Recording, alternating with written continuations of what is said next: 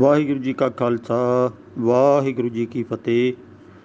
ਸਰੋਤੇ ਵੀਰੋ ਭੈਣੋ ਨੌਜਵਾਨੋ ਬੱਚਿਓ, ਸਵਾਲ ਜਵਾਬ ਭਾਗ 22ਵਾਂ ਅੱਜ ਲੈ ਕੇ ਤੁਹਾਡੇ ਸਨਮੁਖ ਹੋ ਰਿਹਾ ਹਾਂ। ਤੁਸੀਂ ਸਵਾਲ ਜਵਾਬ ਦੇ ਬਾਰੇ ਬਹੁਤ ਦਿਲਚਸਪੀ ਵਿਖਾਈ ਹੈ। ਬੇਅੰਤ ਸਵਾਲ ਆ ਰਹੇ ਨੇ ਅਤੇ ਬਹੁਤ ਸਾਰੇ ਨੌਜਵਾਨਾਂ ਨੇ ਪ੍ਰਸ਼ੰਸਾ ਕੀਤੀ ਹੈ ਕਿ ਗੁਰਦੁਆਰਿਆਂ ਦੇ ਵਿੱਚ ਸਵਾਲ ਜਵਾਬ ਦਾ ਕੋਈ ਪ੍ਰਬੰਧ ਨਹੀਂ ਕੀਤਾ ਜਾਂਦਾ। ਖੈਰ, ਜਿਤਨਾ ਕੁ ਹੋ ਸਕੇ ਮੈਂ ਆਪ ਜੀ ਦੇ ਸੇਵਾ ਵਿੱਚ ਹਾਜ਼ਰ ਹਾਂ ਅਤੇ ਸਵਾਲ ਤੁਸੀਂ ਭੇਜਦੇ ਰਹਿੰਦੇ ਹੋ। ਅਸੀਂ WhatsApp ਨੰਬਰ ਵੀ ਦਿੱਤਾ ਹੋਇਆ, ਉਹਨੂੰ ਧਿਆਨ ਨਾਲ ਵੇਖ ਕੇ ਜਿਹੜਾ ਕੋਈ ਸਵਾਲ ਮਨ 'ਚ ਉੱਠੇ ਉਹ ਭੇਜਿਓ, ਪਰ ਗੁਰਮਤ ਦੇ ਨਾਲ ਸੰਬੰਧਿਤ ਹੋਵੇ ਤਾਂ ਜ਼ਿਆਦਾ ਬਿਹਤਰ ਹੈ। ਬਾਹਰ ਦੇ ਸਵਾਲ ਹੋਰ ਬਹੁਤ ਸਾਰੇ ਚੈਨਲ ਨੇ, ਉਹਨਾਂ 'ਤੇ ਉਹਨਾਂ ਦਾ ਬਹਿਸ ਮੁਬਾਸਾ ਹੁੰਦਾ ਰਹਿੰਦਾ। ਆਪਾਂ ਗੁਰਬਾਣੀ ਅਤੇ ਇਤਿਹਾਸ ਨਾਲ ਸੰਬੰਧਿਤ ਜ਼ਿਆਦਾ ਸਵਾਲ ਜਵਾਬ ਕਰੀਏ, ਕਿਉਂਕਿ ਇਹ ਸਾਡਾ ਮੁੱਢਲਾ ਟੌਪਿਕ ਹੈ। ਗੁਰਬਾਣੀ ਪਹਿਲੇ ਦਰਜੇ 'ਤੇ ਅਤੇ ਇਤਿਹਾਸ ਨੂੰ ਬਹੁਤ ਵਿਗਾੜਿਆ ਗਿਆ, ਉਹਨੂੰ ਵੀ ਦੂਜੇ ਦਰਜੇ 'ਤੇ ਆਪਾਂ ਠੀਕ ਢੰਗ ਨਾਲ ਸਮਝਣ ਦਾ ਉਪਰਾਲਾ ਕਰਨਾ ਹੈ। ਅੱਜ ਸਵਾਲ ਨੰਬਰ 221 ਭਾਈ ਅੰਗਦ ਸਿੰਘ ਚੰਡੀਗੜ੍ਹ ਤੋਂ ਇਹਨਾਂ ਦਾ ਸਵਾਲ ਹੈ, ਮਨ ਤੂੰ ਜੋਤ ਸਰੂਪ ਹੈ ਆਪਣਾ ਮੂਲ ਪਛਾਣ। ਮੂਲ ਅਤੇ ਜੋਤ ਤੋਂ ਕੀ ਭਾਵ ਹੈ? ਗੁਰੂ ਪਿਆਰ ਵਾਲਿਓ, ਸਾਡੇ ਸਟੇਜਾਂ ਦੇ ਉੱਤੇ ਪ੍ਰਚਾਰਕਾਂ ਨੇ ਕੁਝ ਸਟੱਡੀ ਦੀ ਘਾਟ ਹੋਣ ਕਰਕੇ, ਕੁਝ ਪ੍ਰਬੰਧਕਾਂ ਵੱਲੋਂ ਠੀਕ ਪ੍ਰਬੰਧ ਨਾ ਕਰਨ ਕਰਕੇ, ਸ਼੍ਰੋਮਣੀ ਗੁਰਦੁਆਰਾ ਪ੍ਰਬੰਧਕ ਕਮੇਟੀ ਵੱਲੋਂ ਚੰਗੀ ਸਿਖਲਾਈ ਨਾ ਦੇਣ ਕਰਕੇ ਅਜਿਹਾ ਚੱਕਰ ਪੈ ਗਿਆ। ਸਮਝਣ ਦੇ ਵਿੱਚ ਸੰਗਤਾਂ ਆਪ ਕੁਰਾਹੇ ਪੈ ਗਈਆਂ, ਪ੍ਰਚਾਰਕ ਆਪ ਲਾਲਚ ਵਿੱਚ ਜਾਂ ਅਗਿਆਨਤਾ ਵਿੱਚ ਉਹ ਸਾਰਾ ਕੁਝ ਸੁਣਾਈ ਜਾਂਦੇ ਨੇ ਜਿਹੜਾ ਸਾਡੀ ਜ਼ਿੰਦਗੀ 'ਚ ਕਿਸੇ ਕੰਮ ਨਹੀਂ ਆਉਂਦਾ। ਕੇਵਲ ਹਵਾਈ ਕਿਲੇ ਉਸਾਰੇ ਜਾ ਰਹੇ ਨੇ।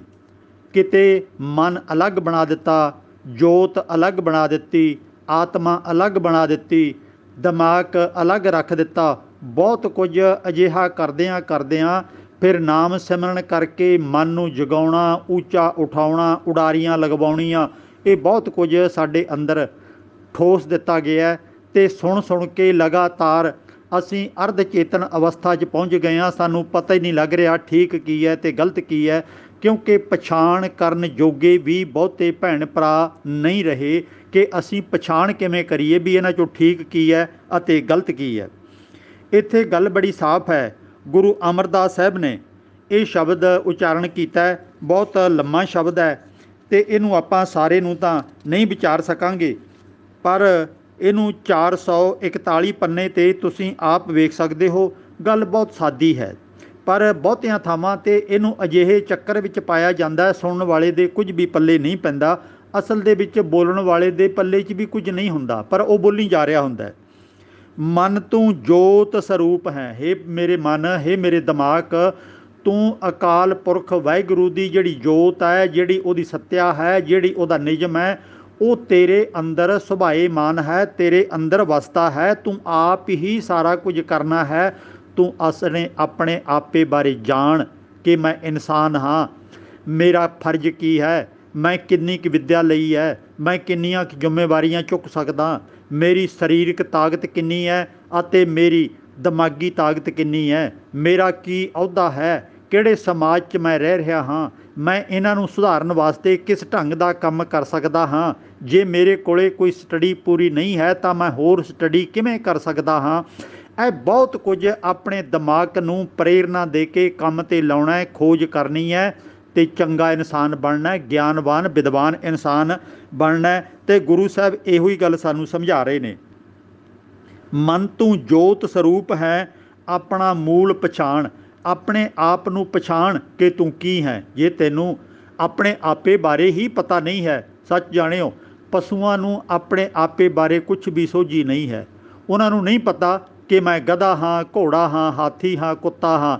ਕੋਈ ਵੀ ਜਾਨਵਰ ਹੈ, ਉਹਨੂੰ ਆਪਣੇ ਆਪੇ ਬਾਰੇ ਪਤਾ ਨਹੀਂ। ਬਸ ਇੰਨਾ ਕੁ ਪਤਾ ਹੈ ਕਿ ਮੈਂ ਪੇਟ ਪੂਰਤੀ ਕਰਨੀ ਹੈ, ਮੈਂ ਜਿਉਂਦੇ ਰਹਿਣਾ ਹੈ, ਮੈਂ ਆਰਾਮ ਕਰਨਾ ਹੈ, ਮੈਂ ਬੱਚੇ ਪੈਦਾ ਕਰਨੇ ਨੇ। ਅਤੇ ਇਸ ਤਰ੍ਹਾਂ ਕੁਝ ਇੱਕ ਥੋੜ੍ਹੀਆਂ ਜੀਆਂ ਦਾਇਰੇ ਦੇ ਵਿੱਚ ਉਹ ਸਾਰੀ ਜ਼ਿੰਦਗੀ ਬਿਤਾ ਦਿੰਦਾ ਹੈ। ਉਹਨੂੰ ਨਾ ਭਾਈਚਾਰੇ ਦਾ ਪਤਾ, ਨਾ ਉਹਦੇ ਵਾਸਤੇ ਕੋਈ ਸਕੂਲ ਕਾਲਜ, ਨਾ ਕੋਈ ਇਲਾਜ, ਨਾ ਰਿਹਾਇਸ਼, ਨਾ ਜ਼ਿੰਦਗੀ ਦੀਆਂ ਹੋਰ ਸੁੱਖ ਸਹੂਲਤਾਂ।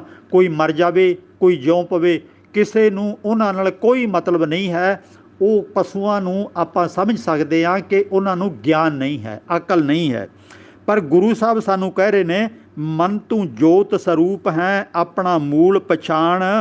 ਹਰ ਜੀ ਤੇਰੇ ਨਾਲ ਹੈ, ਗੁਰਮਤੀ ਰੰਗਮਾਨ।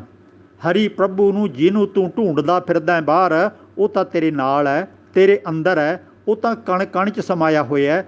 ਤੇਰਾ ਸਰੀਰ ਚੱਲਦਾ ਹੀ ਤਾਂ ਹੈ, ਤੇਰਾ ਦਿਮਾਗ ਕੰਮ ਕਰਦਾ ਹੀ ਤਾਂ ਹੈ, ਜੇ ਉਹਦੀ ਸੱਤਿਆ, ਉਹਦਾ ਨਿਯਮ ਤੇਰੇ ਅੰਦਰ ਕੰਮ ਕਰ ਰਿਹਾ। ਉਹਨੂੰ ਬਾਹਰ ਲੱਭਣ ਦਾ ਯਤਨ ਨਾ ਕਰ। ਮੂਲ ਪਛਾਣੈ ਤਾਂ ਸਹੁ ਜਾਣੈ, ਮਰਨ ਜੀਵਨ ਕੀ ਸੋਝੀ ਹੋਈ। ਜੇ ਤੈਨੂੰ ਆਪਣੇ ਆਪੇ ਦੀ ਪਛਾਣ ਆ ਜਾਵੇ ਤਾਂ ਤੈਨੂੰ ਨਿਰੰਕਾਰ ਦੇ ਪਰਉਪਕਾਰਾਂ ਦਾ ਆਪਣੇ ਆਪ ਪਤਾ ਲੱਗ ਜਾਏ ਵੀ ਕਿੱਡਾ ਪਰਉਪਕਾਰੀ, ਇਹਦੇ ਪਿੱਛੇ ਕੋਈ ਸ਼ਕਤੀ ਕੰਮ ਕਰ ਰਹੀ ਹੈ, ਜਿਹਨੇ ਮੈਨੂੰ ਇੰਨਾ ਕੁਝ ਦੇ ਦਿੱਤਾ। ਸੋਹਣੀਆਂ ਅੱਖਾਂ ਦੇ ਦਿੱਤੀਆਂ ਦੁਨੀਆ ਵੇਖਣ ਲਈ, ਨੱਕ ਦੇ ਦਿੱਤਾ ਖੁਸ਼ਬੂਆਂ ਲੈਣ ਲਈ, ਜੀਭ ਦੇ ਦਿੱਤੀ ਖਾਣ ਪੀਣ ਦੇ ਸਵਾਦਾਂ ਲਈ ਅਤੇ ਬੋਲਣ ਲਈ, ਇਸੇ ਤਰ੍ਹਾਂ ਦਿਮਾਗ ਦੇ ਦਿੱਤਾ ਸੋਚਣ ਲਈ, ਹੱਥ ਪੈਰ ਦੇ ਦਿੱਤੇ ਕੰਮ ਕਰਨ ਲਈ, ਕੰਨ ਦੇ ਦਿੱਤੇ ਸੋਹਣੀਆਂ ਆਵਾਜ਼ਾਂ ਸੁਣਨ ਲਈ। ਆਪਣੇ ਆਪੇ ਦੀ ਪਛਾਣ ਕਰ ਕਿ ਮੈਂ ਕੀ ਹਾਂ। ਮਰਨ ਜੀਵਨ ਕੀ ਸੋਝੀ ਹੋਈ। ਜਨਮ ਤੋਂ ਲੈ ਕੇ ਮਰਨ ਤੱਕ ਜੀਵਨ ਕਿਵੇਂ ਜਿਉਣਾ, ਇਹਦੀ ਸੋਝੀ ਤੈਨੂੰ ਹੋ ਜਾਣੀ ਚਾਹੀਦੀ ਹੈ। ਗੁਰ ਪ੍ਰਸਾਦੀ ਏਕੋ ਜਾਣੈ, ਤਾਂ ਦੂਜਾ ਭਉ ਨਾ ਹੋਈ। ਜੇ ਤੂੰ ਉਸ ਵਾਹਿਗੁਰੂ ਦੀ, ਉਸ ਨਿਰੰਕਾਰ ਦੀ ਕਿਰਪਾ ਨੂੰ ਸਮਝ ਲਵੇਂ, ਉਹ ਤਾਂ ਇੱਕੋ ਦੀ ਕਿਰਪਾ ਤੇਰੇ 'ਤੇ ਹੋ ਗਈ। ਫਿਰ ਦੂਜੇ ਅੱਗੇ ਤੂੰ ਸਿਰ ਨਹੀਂ ਝੁਕਾਵੇਂਗਾ, ਫਿਰ ਦੂਜਾ ਭਉ ਨਾ ਹੋਈ। ਮਨ ਸ਼ਾਂਤ ਆਈ, ਫਿਰ ਤੇਰਾ ਮਨ ਟਿਕਾਉ 'ਚ ਆਵੇਗਾ, ਭਟਕਣਾ ਮੁੱਕ ਜਾਵੇਗੀ। ਵੱਜੀ ਵਧਾਈ, ਮਾਨੋ ਅੰਦਰ ਹੀ ਤੇਰੇ ਖੁਸ਼ੀ ਦੇ ਚਿਰਾਗ ਬਲ ਪੈਣਗੇ, ਵਧਾਈਆਂ ਮਿਲਣਗੀਆਂ ਕਿ ਵਾਹ ਕਮਾਲ ਹੋ ਗਈ, ਇਨਸਾਨ ਹੋਣ ਦਾ ਮੈਨੂੰ ਅਹਿਸਾਸ ਹੋ ਗਿਆ। ਮੇਰੇ ਅੰਦਰ ਕਿੰਨੀਆਂ ਖੂਬੀਆਂ ਨੇ, ਪਰ ਇਹਨਾਂ ਗਿਆਨ ਦੀ, ਇਹਨਾਂ ਖੂਬੀਆਂ ਦੀ ਮੈਂ ਅੱਜ ਤੱਕ ਵਰਤੋਂ ਨਹੀਂ ਕੀਤੀ। ਵੱਜੀ ਵਧਾਈ ਤਾਂ ਹੋਆ ਪ੍ਰਵਾਨ, ਤੂੰ ਸਮਾਜ ਦੇ ਵਿੱਚ ਆਪਣੇ ਆਪ ਨੂੰ ਪ੍ਰਵਾਨ ਕਰਨਾ ਹੈ। ਇਉਂ ਕਹੈ ਨਾਨਕ, ਮਨ ਤੂੰ ਜੋਤ ਸਰੂਪ ਹੈ, ਆਪਣਾ ਮੂਲ ਪਛਾਣ। ਇਉਂ ਗੁਰੂ ਨਾਨਕ ਸਾਹਿਬ ਤੀਜੇ ਪਾਤਸ਼ਾਹ ਕਹਿ ਰਹੇ ਨੇ, ਤੂੰ ਹੇ ਮੇਰੇ ਮਨ ਜੋਤ ਉਸ ਵਾਹਿਗੁਰੂ ਦੀ ਸੱਤਿਆ ਹੈ, ਤੂੰ ਤੇਰੇ ਅੰਦਰ ਨਿਰੰਕਾਰ ਵਸਦਾ ਹੈ, ਤੂੰ ਆਪਣੇ ਆਪੇ ਨੂੰ ਪਛਾਣ ਲੈ।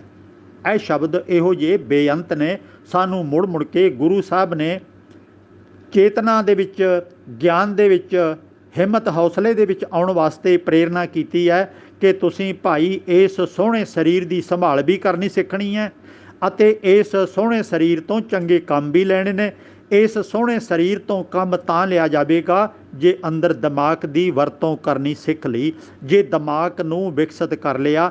ਸਿਆਣੇ ਕਹਿੰਦੇ ਨੇ, ਭਾਵੇਂ 100 ਤਾਲੇ ਹੋਣ, ਪਰ ਉਹਨਾਂ ਦੀ ਇੱਕੋ ਚਾਬੀ ਸਾਰੇ ਤਾਲਿਆਂ ਨੂੰ ਖੋਲ੍ਹ ਸਕਦੀ ਹੈ। ਕਿਹੜੀ ਚਾਬੀ? ਅਕਲ ਦੀ ਚਾਬੀ। ਭਾਵ ਕਿ ਜਿੱਥੇ ਵੀ ਤੁਹਾਡੇ ਰਾਹ ਵਿੱਚ ਰੁਕਾਵਟ ਆਉਂਦੀ ਹੈ, ਜੇ ਤੁਸੀਂ ਅਕਲਮੰਦ ਹੋ, ਉਸ ਰੁਕਾਵਟ ਨੂੰ ਦੂਰ ਕਰਕੇ ਤੁਸੀਂ ਆਪਣੀ ਮੰਜ਼ਿਲ 'ਤੇ ਪਹੁੰਚ ਜਾਵੋਗੇ। ਭਾਵੇਂ 100 ਰੁਕਾਵਟਾਂ ਜ਼ਿੰਦਗੀ 'ਚ ਆਉਣ, ਤੁਸੀਂ ਸਾਰਿਆਂ ਨੂੰ ਪਾਰ ਕਰ ਜਾਵੋਗੇ। ਕਿੰਨੇ ਵੀ ਦੁੱਖ, ਕਿੰਨੀਆਂ ਵੀ ਰੁਕਾਵਟਾਂ, ਕਿੰਨੀਆਂ ਵੀ ਮੁਸ਼ਕਲਾਂ ਜ਼ਿੰਦਗੀ 'ਚ ਆਉਣ, ਉਹਨਾਂ ਤੋਂ ਫਤਿਹ ਪਾ ਕੇ ਜੇ ਦਿਮਾਗ ਹੈ ਤਾਂ ਤੁਸੀਂ ਸਫਲ ਇਨਸਾਨ ਬਣ ਜਾਓਗੇ। ਸਵਾਲ ਨੰਬਰ 222 ਭਾਈ ਤਰਸੇਮ ਸਿੰਘ ਜਲੰਧਰ ਤੋਂ। ਇਹਨਾਂ ਦਾ ਸਵਾਲ ਹੈ, ਬਾਬਾ ਨਾਨਕ ਜੀ ਨੇ ਕਿਰਤ ਕਰਨ ਲਈ ਸਾਨੂੰ ਕਿਹਾ ਹੈ, ਫਿਰ ਉਹਨਾਂ ਆਪ ਖੁਦ 20 ਰੁਪਏ ਦਾ ਲੰਗਰ ਬੇਲੜ ਸਾਧਾਂ ਨੂੰ ਕਿਉਂ ਛਕਾ ਦਿੱਤਾ? ਇਹਦੇ ਬਾਰੇ ਕੋਈ ਦੱਸੋ। ਗੁਰੂ ਪਿਆਰ ਵਾਲਿਓ, ਜਨਮ ਸਾਖੀਆਂ ਦੇ ਵਿੱਚ ਜਿਹੜੀ ਕਿ ਪੜਚੋਲ ਕਰਕੇ ਜਿੰਨਾ ਕੁ ਵੀ ਸੰਭਵ ਹੋ ਸਕਦਾ ਹੈ, ਉਹਨਾਂ ਦਾ ਕੂੜ ਕੁਫਰ ਮੈਂ ਸੰਗਤਾਂ ਦੇ ਸਾਹਮਣੇ ਲਿਆਉਣ ਦਾ ਯਤਨ ਕਰ ਰਿਹਾ। ਮੇਰੀ ਫੇਸਬੁੱਕ 'ਤੇ ਅਤੇ YouTube ਚੈਨਲ 'ਤੇ, ਤਤ ਗੁਰਮਤਿ ਗਿਆਨ ਵਾਲੇ TV ਚੈਨਲ 'ਤੇ, YouTube 'ਤੇ ਤੁਸੀਂ ਇਹ ਸਾਰਾ ਕੁਝ ਵੀ ਵੇਖ ਸਕਦੇ ਹੋ। ਜਨਮ ਸਾਖੀਆਂ ਦੇ ਵਿੱਚ ਬਹੁਤ ਕੂੜ ਕੁਫਰ ਸਾਡੇ ਮੱਥੇ ਮੜਿਆ ਗਿਆ ਅਤੇ ਬਾਰ-ਬਾਰ ਇਹਨਾਂ ਦਾ ਪ੍ਰਚਾਰ ਕਰਕੇ ਸਟੇਜਾਂ ਦੇ ਉੱਤੇ ਸਾਨੂੰ ਮੰਨਣ 'ਤੇ ਮਜਬੂਰ ਕੀਤਾ ਗਿਆ। ਬਹੁਤ ਸਾਰੀਆਂ ਸਾਖੀਆਂ ਦੇ ਵਿੱਚ ਗੁਰੂ ਸਾਹਿਬ ਦਾ ਅਪਮਾਨ ਕੀਤਾ ਗਿਆ। ਗੁਰੂ ਸਾਹਿਬ ਤੋਂ ਉਹ ਕੰਮ ਕਰਵਾਏ ਗਏ ਨੇ ਸਾਖੀਆਂ ਦੇ ਰਾਹੀਂ ਜਿਹੜੇ ਆਪ ਉਹਨਾਂ ਨੇ ਗੁਰਬਾਣੀ ਦੇ ਵਿੱਚ ਖੰਡਨ ਕੀਤਾ, ਉਹਨਾਂ ਦਾ ਵਿਰੋਧ ਕੀਤਾ। ਤਾਂ ਬੇਲੜ ਸਾਧਾਂ ਨੂੰ ਗੁਰੂ ਸਾਹਿਬ ਕਿਉਂ ਲੰਗਰ ਛਕਾਉਣਗੇ? ਇਹਦੀ ਕੀ ਲੋੜ ਪੈ ਗਈ ਹੈ? ਹੁਣ ਇੱਥੇ ਪਹਿਲੀ ਗੱਲ ਤਾਂ 20 ਰੁਪਏ ਉਹਨਾਂ ਜ਼ਮਾਨਿਆਂ 'ਚ ਬਹੁਤ ਵੱਡੀ ਰਕਮ ਸੀ, ਪਰ ਗੁਰੂ ਸਾਹਿਬ ਨੂੰ ਜਦੋਂ ਕਿ 16-17 ਸਾਲਾਂ ਦੀ ਉਮਰ ਦੇ ਵਿੱਚ ਉਹਨਾਂ ਦੇ ਪਿਤਾ ਇੰਨੀ ਵੱਡੀ ਰਕਮ ਦੇ ਦਿੰਦੇ ਨੇ ਸਾਖੀ ਦੇ ਮੁਤਾਬਕ, ਅਤੇ ਉਹ ਰਸਤੇ ਵਿੱਚ ਭੁੱਖੇ ਸਾਧੂਆਂ ਨੇ ਜਦੋਂ ਬੇਨਤੀ ਕੀਤੀ ਤਾਂ ਉਹਨਾਂ ਵਾਸਤੇ ਲੰਗਰ ਲਾ ਦਿੰਦੇ ਨੇ। ਕਦੀ ਸੋਚ ਕੇ ਵੇਖੋ 20 ਰੁਪਈਆਂ ਦਾ ਲੰਗਰ ਹੈ ਜਿਹੜਾ, ਉਹ ਕਿੰਨਾ ਸਾਰਾ ਰਾਸ਼ਨ ਆ ਜਾਂਦਾ ਹੈ, ਉਹਨਾਂ ਨੂੰ ਬਣਾਉਣ ਪਕਾਉਣ ਵਾਸਤੇ ਕਿੰਨਾ ਸਮਾਂ ਲੱਗਦਾ ਹੈ, ਕਿੰਨੇ ਬੰਦੇ ਚਾਹੀਦੇ ਨੇ ਤਿਆਰੀ ਵਾਸਤੇ, ਕਿੰਨੇ ਭਾਂਡੇ ਚਾਹੀਦੇ ਨੇ, ਫਿਰ ਛਕਣ ਵਾਲੇ ਕਿੰਨੇ ਗਿਣਤੀ ਦੇ ਵਿੱਚ ਹਜ਼ਾਰਾਂ ਬੰਦੇ ਹੋਣਗੇ। ਇਹ ਸਾਰਾ ਕੁਝ ਸਾਖੀਕਾਰ ਨੇ ਨਾ ਸੋਚਿਆ ਅਤੇ ਨਾ ਸੁਣਾਉਣ ਵਾਲਿਆਂ ਨੇ ਸੋਚਿਆ, ਅਤੇ ਨਾ ਕਦੀ ਅਸੀਂ ਸੁਣਨ ਵਾਲਿਆਂ ਨੇ ਧਿਆਨ ਦਿੱਤਾ ਹੈ ਕਿ 20 ਰੁਪਈਆਂ ਦਾ ਕੀ ਕੁਝ ਆ ਜਾਂਦਾ ਹੈ। ਇੱਥੋਂ ਤੱਕ ਕਈ ਸਾਰੇ ਕਥਾਵਾਚਕ ਤਾਂ ਸਟੇਜਾਂ 'ਤੇ ਕਹਿ ਦਿੰਦੇ ਨੇ ਕਿ ਬਾਬਾ ਨਾਨਕ ਜੀ ਨੇ ਭੁੱਖੇ ਸਾਧੂਆਂ ਨੂੰ 20 ਰੁਪਈਆਂ ਦਾ ਲੰਗਰ ਛਕਾਇਆ, ਇਸੇ ਕਰਕੇ ਅੱਜ ਤੱਕ ਸਿੱਖਾਂ ਦੇ ਵਿੱਚ ਲੰਗਰ ਦੀ ਪਰੰਪਰਾ ਚੱਲ ਰਹੀ ਹੈ। ਅਤੇ ਕਈ ਸਾਰੇ ਅੱਗੇ ਵੱਧ ਕੇ ਕਹਿ ਦਿੰਦੇ ਨੇ ਜੇ ਗੁਰੂ ਨਾਨਕ ਸਾਹਿਬ 100 ਰੁਪਈਏ ਦਾ ਲੰਗਰ ਚਲਾ ਦਿੰਦੇ ਤਾਂ ਸਾਨੂੰ ਸਾਰਿਆਂ ਨੂੰ ਵਿਹਲੇ ਬੈਠਿਆਂ ਨੂੰ ਘਰੋਂ ਘਰ ਰੋਜ਼ਾਨਾ ਹੀ ਰੋਟੀ ਮਿਲੀ ਜਾਣੀ ਸੀ, ਆਖੋ ਸਤਨਾਮ। ਇਹ ਕਹਾਣੀਆਂ ਵੀ ਸਟੇਜਾਂ 'ਤੇ ਸੁਣਨ ਨੂੰ ਮਿਲਦੀਆਂ ਨੇ। ਅਸੀਂ ਬੇਲੜਾਂ ਦੀਆਂ ਫੌਜਾਂ ਇਕੱਠੀਆਂ ਕਰ ਲਈਆਂ, ਅਸੀਂ ਅਕਲਮੰਦ ਪੰਥ ਨੂੰ ਨਹੀਂ ਬਣਾਇਆ, ਅਸੀਂ ਵਿਗਿਆਨੀ, ਅਸੀਂ doctor, engineer, IAS, PCS, police ਅਫਸਰ ਅਤੇ ਹੋਰ ਵੱਡੇ ਦਰਜੇ ਦੇ ਪੜ੍ਹੇ ਲਿਖੇ ਇਨਸਾਨ ਅਸੀਂ ਆਪਣੇ ਪੰਥ ਦੇ ਵਿੱਚ ਘੱਟ ਤੋਂ ਘੱਟ ਪੈਦਾ ਕੀਤੇ ਨੇ। ਲੰਗਰ ਲਾਉਣ ਵਾਲੇ, ਲੰਗਰ ਖਾਣ ਵਾਲੇ, ਰੋਟੀਆਂ ਪਕਾਉਣ ਵਾਲੇ, ਅਤੇ ਇਸ ਪਾਸੇ ਦਾਨ ਇਕੱਠਾ ਕਰਕੇ ਆਪਣੇ ਬੋਝੇ ਭਰ ਲੈਣ ਵਾਲੇ। ਇਹ ਲੰਗਰ ਲੰਗਰ ਲੰਗਰ ਬਸ ਇਹੋ ਹੀ ਕੋਈ ਸਾਡੇ ਕੋਲ ਰਹਿ ਗਿਆ। ਜਾਂ ਤਾਂ ਫਿਰ ਨਗਰ ਕੀਰਤਨ, ਉਹ ਵੀ ਸੜਕੋ ਸੜਕ ਤੁਰਨਾ, ਜਾਂ ਫਿਰ ਲੰਗਰ ਲਾ ਲੈਣਾ ਅਤੇ ਲੰਗਰ ਖਾ ਲੈਣਾ, ਇਸੇ ਪਾਸੇ ਚੱਲ ਪਿਆ। ਗੁਰੂ ਨਾਨਕ ਸਾਹਿਬ ਨੇ ਤਾਂ ਸਪਸ਼ਟ ਲਿਖਿਆ ਹੋਇਆ, ਗਿਆਨ ਵਿਹੂਣਾ ਗਾਵੈ ਗੀਤ। ਭਾਈ ਗਿਆਨ ਤੋਂ ਸੱਖਣੇ ਲੋਕ ਤਰ੍ਹਾਂ ਤਰ੍ਹਾਂ ਦੇ ਗੀਤ ਗਾਉਂਦੇ ਨੇ, ਕੋਈ ਕੀਰਤਨ ਦੇ ਬਹਾਨੇ ਅਤੇ ਕੋਈ ਆਪਣੇ ਭਜਨ ਬੰਦਗੀ ਦੇ ਬਹਾਨੇ, ਅਤੇ ਕੋਈ ਆਪਣੀਆਂ ਕਵਿਤਾਵਾਂ, ਅਤੇ ਇਹ ਅਕਲ ਇਹਨਾਂ ਲੋਕਾਂ ਨੂੰ ਹੈ ਕੋਈ ਨਹੀਂ, ਪਰ ਗਾਈ ਜਾ ਰਹੇ ਨੇ। ਗਿਆਨ ਵਿਹੂਣਾ ਗਾਵੈ ਗੀਤ, ਭੁੱਖੇ ਮੁੱਲਾਂ ਘਰੇ ਮਸੀਤ। ਮਾਨੋ ਭੁੱਖਾ ਮਰਦਾ ਇਨਸਾਨ ਜਦੋਂ ਹੋਰ ਕੋਈ ਇਨਕਮ ਦਾ ਸਾਧਨ ਨਹੀਂ, ਕੰਮ ਕੋਈ ਕਰਨਾ ਨਹੀਂ ਆਉਂਦਾ ਜਾਂ ਕਰਨਾ ਨਹੀਂ ਚਾਹੁੰਦਾ, ਆਪਣੇ ਘਰੇ ਹੀ ਧਰਮ ਸਥਾਨ ਬਣਾ ਕੇ ਬਹਿ ਗਿਆ। ਸਿੱਖਾਂ ਦੇ ਵਿੱਚ ਬੇਅੰਤ ਗੁਰੂ ਗ੍ਰੰਥ ਸਾਹਿਬ ਲੋਕਾਂ ਨੇ ਆਪਣੇ ਘਰਾਂ 'ਚ ਰੱਖੇ ਹੋਏ ਨੇ, ਅਤੇ ਗੁਰੂ ਗ੍ਰੰਥ ਸਾਹਿਬ ਦੇ ਹਜ਼ੂਰੀ 'ਚ ਜਿਹੜਾ ਆਵੇਗਾ ਕੋਈ ਨਾ ਕੋਈ ਤਾਂ 2 ਪੈਸੇ ਮੱਥੇ ਟੇਕੇਗਾ ਹੀ ਨਾ। ਇਸ ਤਰ੍ਹਾਂ ਇਨਕਮ ਦਾ ਸਾਧਨ ਬਣ ਜਾਂਦਾ ਹੈ। ਬੇਅੰਤ ਗੁਰਦੁਆਰੇ, ਪ੍ਰਚਾਰ ਕੋਈ ਨਹੀਂ ਧਰਮ ਦਾ ਹੋਣਾ ਉਹਦੇ 'ਚ, ਪਰ ਇਨਕਮ ਦਾ ਸਾਧਨ ਬੇਅੰਤ ਗੁਰਦੁਆਰੇ ਬਣੇ ਹੋਏ ਨੇ। ਭੁੱਖੇ ਮੁੱਲਾਂ ਘਰੇ ਮਸੀਤ, ਮਖੱਟੂ ਹੋਇਕਾ ਕੰਨ ਪੜਾਏ। ਵਿਹਲੜ ਬਣ ਜਾਂਦੇ ਨੇ, ਕੰਮ ਕਰਨਾ ਨਹੀਂ ਚਾਹੁੰਦੇ, ਕੰਨ ਪੜਾ ਕੇ ਪੁਰਾਣੇ ਜ਼ਮਾਨੇ 'ਚ ਜੋਗੀ ਬਣ ਜਾਂਦੇ ਸੀ, ਕਹਿੰਦੇ ਅਸੀਂ ਤਾਂ ਫੱਕਰ ਹੁੰਦੇ ਹਾਂ। ਫੱਕਰ ਹੋਇਕਾ ਕੰਨ ਪੜਾਏ, ਫਕਰ ਕਰੇ ਮਖੱਟੂ ਹੋਇਕਾ ਕੰਨ ਪੜਾਏ, ਫਕਰ ਕਰੇ ਹੋਰ ਜਾਤ ਗਵਾਏ। ਹੋਰ ਕਹਿੰਦੇ ਸਾਡੀ ਕੋਈ ਜਾਤ ਗੋਤ ਨਹੀਂ ਹੁੰਦੀ, ਅਸੀਂ ਤਾਂ ਫੱਕਰ ਹੁੰਦੇ ਹਾਂ। ਅਤੇ ਗੁਰੂ ਸਾਹਿਬ ਅੱਗੇ ਕਹਿੰਦੇ ਨੇ ਗੁਰ ਪੀਰ ਸਦਾਏ ਮੰਗਣ ਜਾਏ। ਗੁਰੂ ਪੀਰ ਵੀ ਅਖਵਾਉਂਦੇ ਨੇ ਅਤੇ ਦਰ ਦਰ ਦੀ ਭੀਖ ਵੀ ਮੰਗਦੇ ਫਿਰਦੇ ਨੇ, ਉਗਰਾਹੀਆਂ ਵੀ ਕਰਦੇ ਫਿਰਦੇ ਨੇ। ਗੁਰ ਪੀਰ ਸਦਾਏ ਮੰਗਣ ਜਾਏ ਤਾਂ ਕਾ ਮੂਲ ਨਾ ਲੱਗੀਆ ਪਾਏ। ਦੇਖਿਓ ਭਾਈ ਮੇਰੇ ਸਿੱਖੋ, ਅਜਿਹੇ ਭਿਖਾਰੀ ਲੋਕਾਂ ਨੂੰ ਕਦੇ ਮੱਥਾ ਨਾ ਟੇਕ ਦਿਓ, ਇਹਨਾਂ ਨੂੰ ਕੋਈ ਦਾਨ ਨਾ ਦੇ ਦਿਓ। ਇਹ ਤਾਂ ਭਿਖਾਰੀ ਲੋਕ ਨੇ, ਗੁਰੂ ਪੀਰ ਅਖਵਾਉਂਦੇ ਨੇ ਅਤੇ ਦਰ ਦਰ ਦੇ ਭੀਖ ਮੰਗਦੇ ਫਿਰਦੇ ਨੇ, ਉਗਰਾਹੀਆਂ ਕਰਦੇ ਫਿਰਦੇ ਨੇ। ਗੁਰ ਪੀਰ ਸਦਾਏ ਮੰਗਣ ਜਾਏ ਤਾਂ ਕਾ ਮੂਲ ਨਾ ਲੱਗੀਆ ਪਾਏ। ਘਾਲ ਖਾਏ ਕਿਛ ਹੱਥੋਂ ਦੇ, ਨਾਨਕ ਰਾਹ ਪਛਾਣੈ ਸੇ। ਗੁਰੂ ਨਾਨਕ ਸਾਹਿਬ ਕਹਿੰਦੇ ਨੇ ਆਪਣੀ 10 ਨੌਆਂ ਦੀ ਕਿਰਤ ਕਰਨੀ ਹੈ, ਆਪਣੇ ਪਰਿਵਾਰ ਦੀ ਪਾਲਣਾ ਕਰਨੀ ਹੈ, ਸਮਾਜ ਨੂੰ ਇਸ ਪਾਸੇ ਤੁਰਨ ਵਾਸਤੇ ਉਤਸ਼ਾਹਿਤ ਕਰਨਾ ਹੈ। ਭੁੱਖੇ ਮਰਦੇ ਨਹੀਂ ਫਿਰਨਾ, ਬਲਕਿ ਲੋੜਵੰਦਾਂ ਦੀ ਲੋੜ ਦੇ ਮੁਤਾਬਕ ਸਹਾਇਤਾ ਕਰਨੀ ਹੈ, ਨਾ ਕਿ ਐਵੇਂ ਆਪਣਾ ਘਰ ਲੁਟਾਈ ਜਾਣਾ ਹੈ। ਘਾਲ ਖਾਏ ਕਿਛ ਹੱਥੋਂ ਦੇ, ਨਾਨਕ ਰਾਹ ਪਛਾਣੈ ਸੇ। ਉਹਨਾਂ ਨੂੰ ਗੁਰੂ ਨਾਨਕ ਕਹਿੰਦੇ ਨੇ ਮੇਰੇ ਦੱਸੇ ਰਸਤੇ ਦੀ ਉਹਨਾਂ ਨੂੰ ਸਮਝ ਆਈ ਹੈ, ਜਿਹੜੇ ਇਸ ਤਰ੍ਹਾਂ ਦੀ ਉੱਤਮ ਦਰਜੇ ਦੀ ਪਰਉਪਕਾਰ ਦੀ ਭਾਵਨਾ ਨਾਲ ਜ਼ਿੰਦਗੀ ਜਿਉਂਦੇ ਨੇ, ਪਰ ਆਪਣਾ ਘਰ ਨਹੀਂ ਲੁਟਾ ਲੈਂਦੇ। ਬੜੇ ਮੁਖਤਖੋਰੇ ਫਿਰਦੇ ਨੇ ਤੁਹਾਨੂੰ ਲੁੱਟਣ ਵਾਸਤੇ, ਤਰ੍ਹਾਂ ਤਰ੍ਹਾਂ ਦੇ ਪਹਿਰਾਵੇ ਪਾ ਕੇ, ਕੋਈ ਸਾਧ, ਕੋਈ ਜੋਗੀ, ਕੋਈ ਨਾਥ, ਕੋਈ ਭਾਈ, ਕੋਈ ਕਾਰ ਸੇਵਾ ਵਾਲਾ, ਕੋਈ ਨੰਗੀਆਂ ਲੱਤਾਂ ਵਾਲਾ, ਤਰ੍ਹਾਂ ਤਰ੍ਹਾਂ ਦੇ ਭਿਖਾਰੀ ਲੋਕ ਭੀਖ ਮੰਗਦੇ ਫਿਰਦੇ ਨੇ। ਇਹਨਾਂ ਤੋਂ ਬਚਿਓ। ਅਤੇ ਗੁਰੂ ਸਾਹਿਬ ਨੇ ਸਾਨੂੰ ਭਿਖਾਰੀ ਨਾ ਬਣਨ ਦੀ ਪ੍ਰੇਰਨਾ ਕੀਤੀ, ਨਾ ਭਿਖਾਰੀਆਂ ਦੀ ਸਹਾਇਤਾ ਕਰਨ ਦਾ ਕੋਈ ਹੁਕਮ ਕੀਤਾ, ਅਸੀਂ ਦੂਜਿਆਂ ਨੂੰ ਪੈਰਾਂ ਸਿਰ ਖੜੇ ਕਰਨ ਵਾਸਤੇ, ਵਿੱਦਿਆ ਦੇਣ ਵਾਸਤੇ, ਮਿਹਨਤੀ ਬਣਾਉਣ ਵਾਸਤੇ ਸਹਾਇਤਾ ਕਰਨੀ ਹੈ, ਉਪਰਾਲਾ ਕਰਨਾ ਹੈ। ਇਸ ਤਰ੍ਹਾਂ ਇਹਨਾਂ ਸਾਰੇ ਪੱਖਾਂ 'ਤੇ ਡੂੰਘਾਈ ਨਾਲ ਸੋਚ ਵਿਚਾਰ ਕਰਨੀ ਹੈ। ਸਵਾਲ ਨੰਬਰ 223 ਭਾਈ ਕਰਮਜੀਤ ਸਿੰਘ, ਇਹਨਾਂ ਦਾ ਸਵਾਲ ਹੈ, ਕੀ ਗੁਰੂ ਗੋਬਿੰਦ ਸਿੰਘ ਜੀ ਦੇ 3 ਵਿਆਹ ਹੋਏ ਸਨ? ਗੁਰੂ ਘਰ ਨੂੰ ਪਿਆਰ ਕਰਨ ਵਾਲਿਓ, ਵੀਰੋ ਭੈਣੋ, ਆਪਾਂ ਕਦੀ ਸੋਚ ਕੇ ਵੇਖੋ, ਜਿਹੜੇ ਇਨਸਾਨ ਨੂੰ, ਜਿਸ ਮਹਾਂਪੁਰਖ ਨੂੰ ਅਸੀਂ ਆਪਣੀ ਜ਼ਿੰਦਗੀ ਦਾ ਮਾਡਲ ਸਮਝਦੇ ਹਾਂ ਅਤੇ ਅਸੀਂ ਉਹਦੇ 'ਤੇ ਬਾਰ-ਬਾਰ ਮਾਣ ਕਰਦੇ ਹਾਂ ਅਤੇ ਦੁਨੀਆ ਦੇ ਵਿੱਚ ਉਹਨਾਂ ਦੇ ਚੰਗੇ ਕੰਮਾਂ ਦੇ ਅਸੀਂ ਸੋਹਲੇ ਗਾਉਂਦੇ ਹਾਂ, ਪਰ ਉਹਨਾਂ ਦਾ ਕਿਰਦਾਰ ਅਸੀਂ ਇੰਨਾ ਨੀਵਾਂ ਕਰ ਦਿੱਤਾ ਸਾਖੀਆਂ, ਕਹਾਣੀਆਂ, ਅਖੌਤੀ ਇਤਿਹਾਸ ਦੇ ਵਿੱਚ। ਅਤੇ ਜੇ ਕੋਈ ਦੂਜਾ ਬੰਦਾ ਸਾਨੂੰ ਸਵਾਲ ਕਰ ਦੇਵੇ ਕਿ ਤੁਹਾਡਾ ਗੁਰੂ ਤਾਂ ਇੰਨਾ ਕਰੈਕਟਰ ਤੋਂ ਗਿਰਿਆ ਹੋਇਆ ਸੀ, ਤਾਂ ਅਸੀਂ ਮੂੰਹ ਦਿਖਾਉਣ ਜੋਗੇ ਨਹੀਂ ਰਵਾਂਗੇ ਅਤੇ ਇਹ ਦਿਨ ਪਰ ਦਿਨ ਗੱਲ ਹੋ ਕੇ ਰਹਿਣੀ ਹੈ, ਕਿਉਂਕਿ ਅਸੀਂ ਅਜੇ ਤੱਕ ਵੀ ਇਹਨਾਂ ਮਾੜੀਆਂ ਹਰਕਤਾਂ ਤੋਂ ਬਾਜ਼ ਨਹੀਂ ਆਏ। ਸਾਡੇ ਇਤਿਹਾਸਕਾਰ, ਸਾਡੇ ਵਿਦਵਾਨ ਅਤੇ ਸਾਡੇ ਸਟੇਜਾਂ ਦੇ ਬੁਲਾਰੇ ਇਹਨਾਂ ਗੱਲਾਂ ਨੂੰ ਛੱਡਣ ਨੂੰ ਤਿਆਰ ਨਹੀਂ ਹੈਗੇ। ਜ਼ੋਰਦਾਰ ਢੰਗ ਦੇ ਨਾਲ ਇਹਨਾਂ ਸਾਖੀਆਂ, ਕਹਾਣੀਆਂ ਦਾ ਵਿਰੋਧ ਕਰਨਾ ਬਣਦਾ ਹੈ।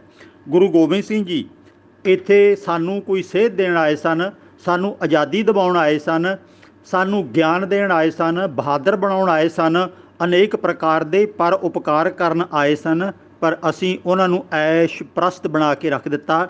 ਜਿਵੇਂ ਕਿ ਦੁਨੀਆ ਦੇ ਹੋਰ ਰਾਜੇ ਮਹਾਰਾਜੇ, ਨਵਾਬ ਆਦਿਕ ਅਮੀਰ ਲੋਕ ਆਪਣੇ ਹਰਮਾਂ ਦੇ ਵਿੱਚ ਅਣਗਿਣਤ ਸੋਹਣੀਆਂ ਔਰਤਾਂ, ਲੋਕਾਂ ਦੀਆਂ ਚੁੱਕ ਚੁੱਕ ਕੇ ਲੜਕੀਆਂ ਆਪਣੇ ਘਰ ਲੈ ਆਉਂਦੇ ਨੇ, ਮਹਿਲਾਂ 'ਚ ਲੈ ਆਉਂਦੇ ਨੇ ਅਤੇ ਉਹਨਾਂ ਨਾਲ ਰੰਗ ਰਲੀਆਂ ਮਨਾਉਂਦੇ ਨੇ। ਉਹਨਾਂ ਦੇ ਪਰਿਵਾਰਾਂ ਦੀ ਮਰਜ਼ੀ ਤੋਂ ਬਿਨਾਂ ਇਹ ਸਾਰੇ ਕੰਮ ਕਰਦੇ ਨੇ।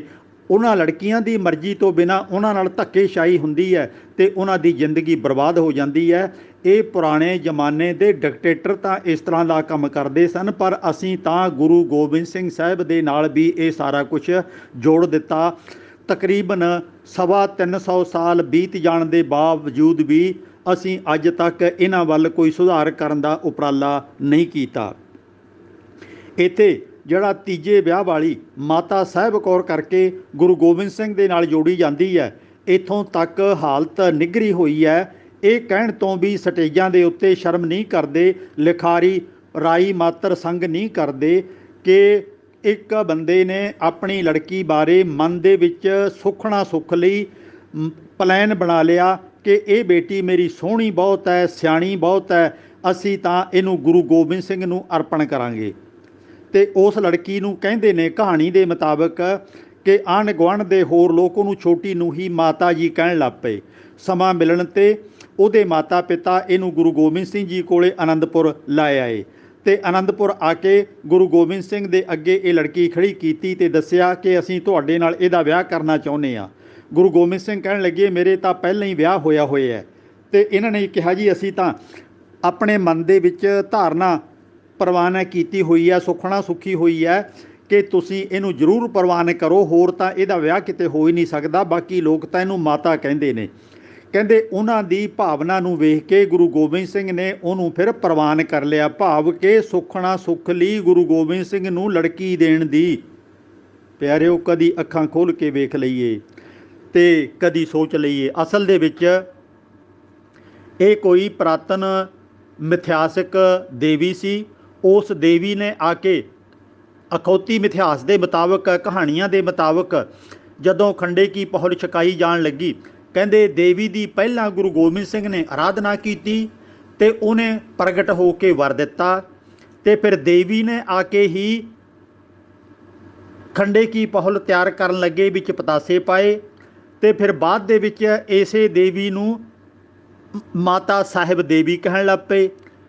ਮਾਤਾ ਦੇਵੀ ਕਹਿੰਦੇ ਮਾਤਾ ਸਾਹਿਬ ਦੇਵੀ ਤੋਂ ਚਲਦੇ ਚਲਦੇ ਮਾਤਾ ਸਾਹਿਬ ਕੌਰ ਹੌਲੀ ਹੌਲੀ ਇਹਦਾ ਨਾਮ ਬਣਾ ਲਿਆ ਗਿਆ ਅਤੇ ਕਿਹਾ ਜਾਂਦਾ ਹੈ ਕਿ ਗੁਰੂ ਗੋਬਿੰਦ ਸਿੰਘ ਨੇ ਕਹਿ ਦਿੱਤਾ ਕਿ ਭਾਈ ਇਹ ਤੁਹਾਡੀ ਜਿਹੜੀ ਮਾਤਾ ਹੈ ਇਹ ਸਾਰੇ ਖਾਲਸੇ ਦੀ ਮਾਤਾ ਹੋਵੇਗੀ ਅਤੇ ਇਸ ਕਰਕੇ ਖੰਡੇ ਬਾਟੇ ਕੀ ਪਹੁਲ ਦੇਣ ਤੋਂ ਬਾਅਦ ਹਰ ਸਿੱਖ ਨੂੰ ਪਿਤਾ ਗੁਰੂ ਗੋਬਿੰਦ ਸਿੰਘ ਅਤੇ ਮਾਤਾ ਸਾਹਿਬ ਕੌਰ ਇਹ ਬਾਅਦ ਦੇ ਵਿੱਚ ਬਣਾ ਕੇ ਸਾਡੇ ਮੱਥੇ ਮੜ ਦਿੱਤੀ ਗਈ ਹੈ। ਇਸ ਤਰ੍ਹਾਂ ਦਾ ਨਹੀਂ ਹੋਇਆ। ਸਾਡਾ ਪਿਤਾ ਤਾਂ ਜੇ ਹੈ ਤਾਂ ਗੁਰੂ ਨਾਨਕ ਸਾਹਿਬ ਹੀ ਹੈ ਅਤੇ ਅੱਗੇ ਤੋਂ ਅੱਗੇ ਚੱਲਦੇ ਹੋਏ 9 ਗੁਰੂ ਛੱਡ ਕੇ 10ਵੇਂ ਪਾਤਸ਼ਾਹ ਇਕੱਲੇ ਪਿਤਾ ਬਣ ਗਏ ਤੇ ਜਿਨ੍ਹਾਂ ਨੇ ਸ਼ੁਰੂਆਤ ਕੀਤੀ ਇਸ ਵਿਚਾਰਧਾਰਾ ਦੀ ਉਹ ਗੁਰੂ ਨਾਨਕ ਕਿਉਂ ਨਹੀਂ ਹੈਗੇ।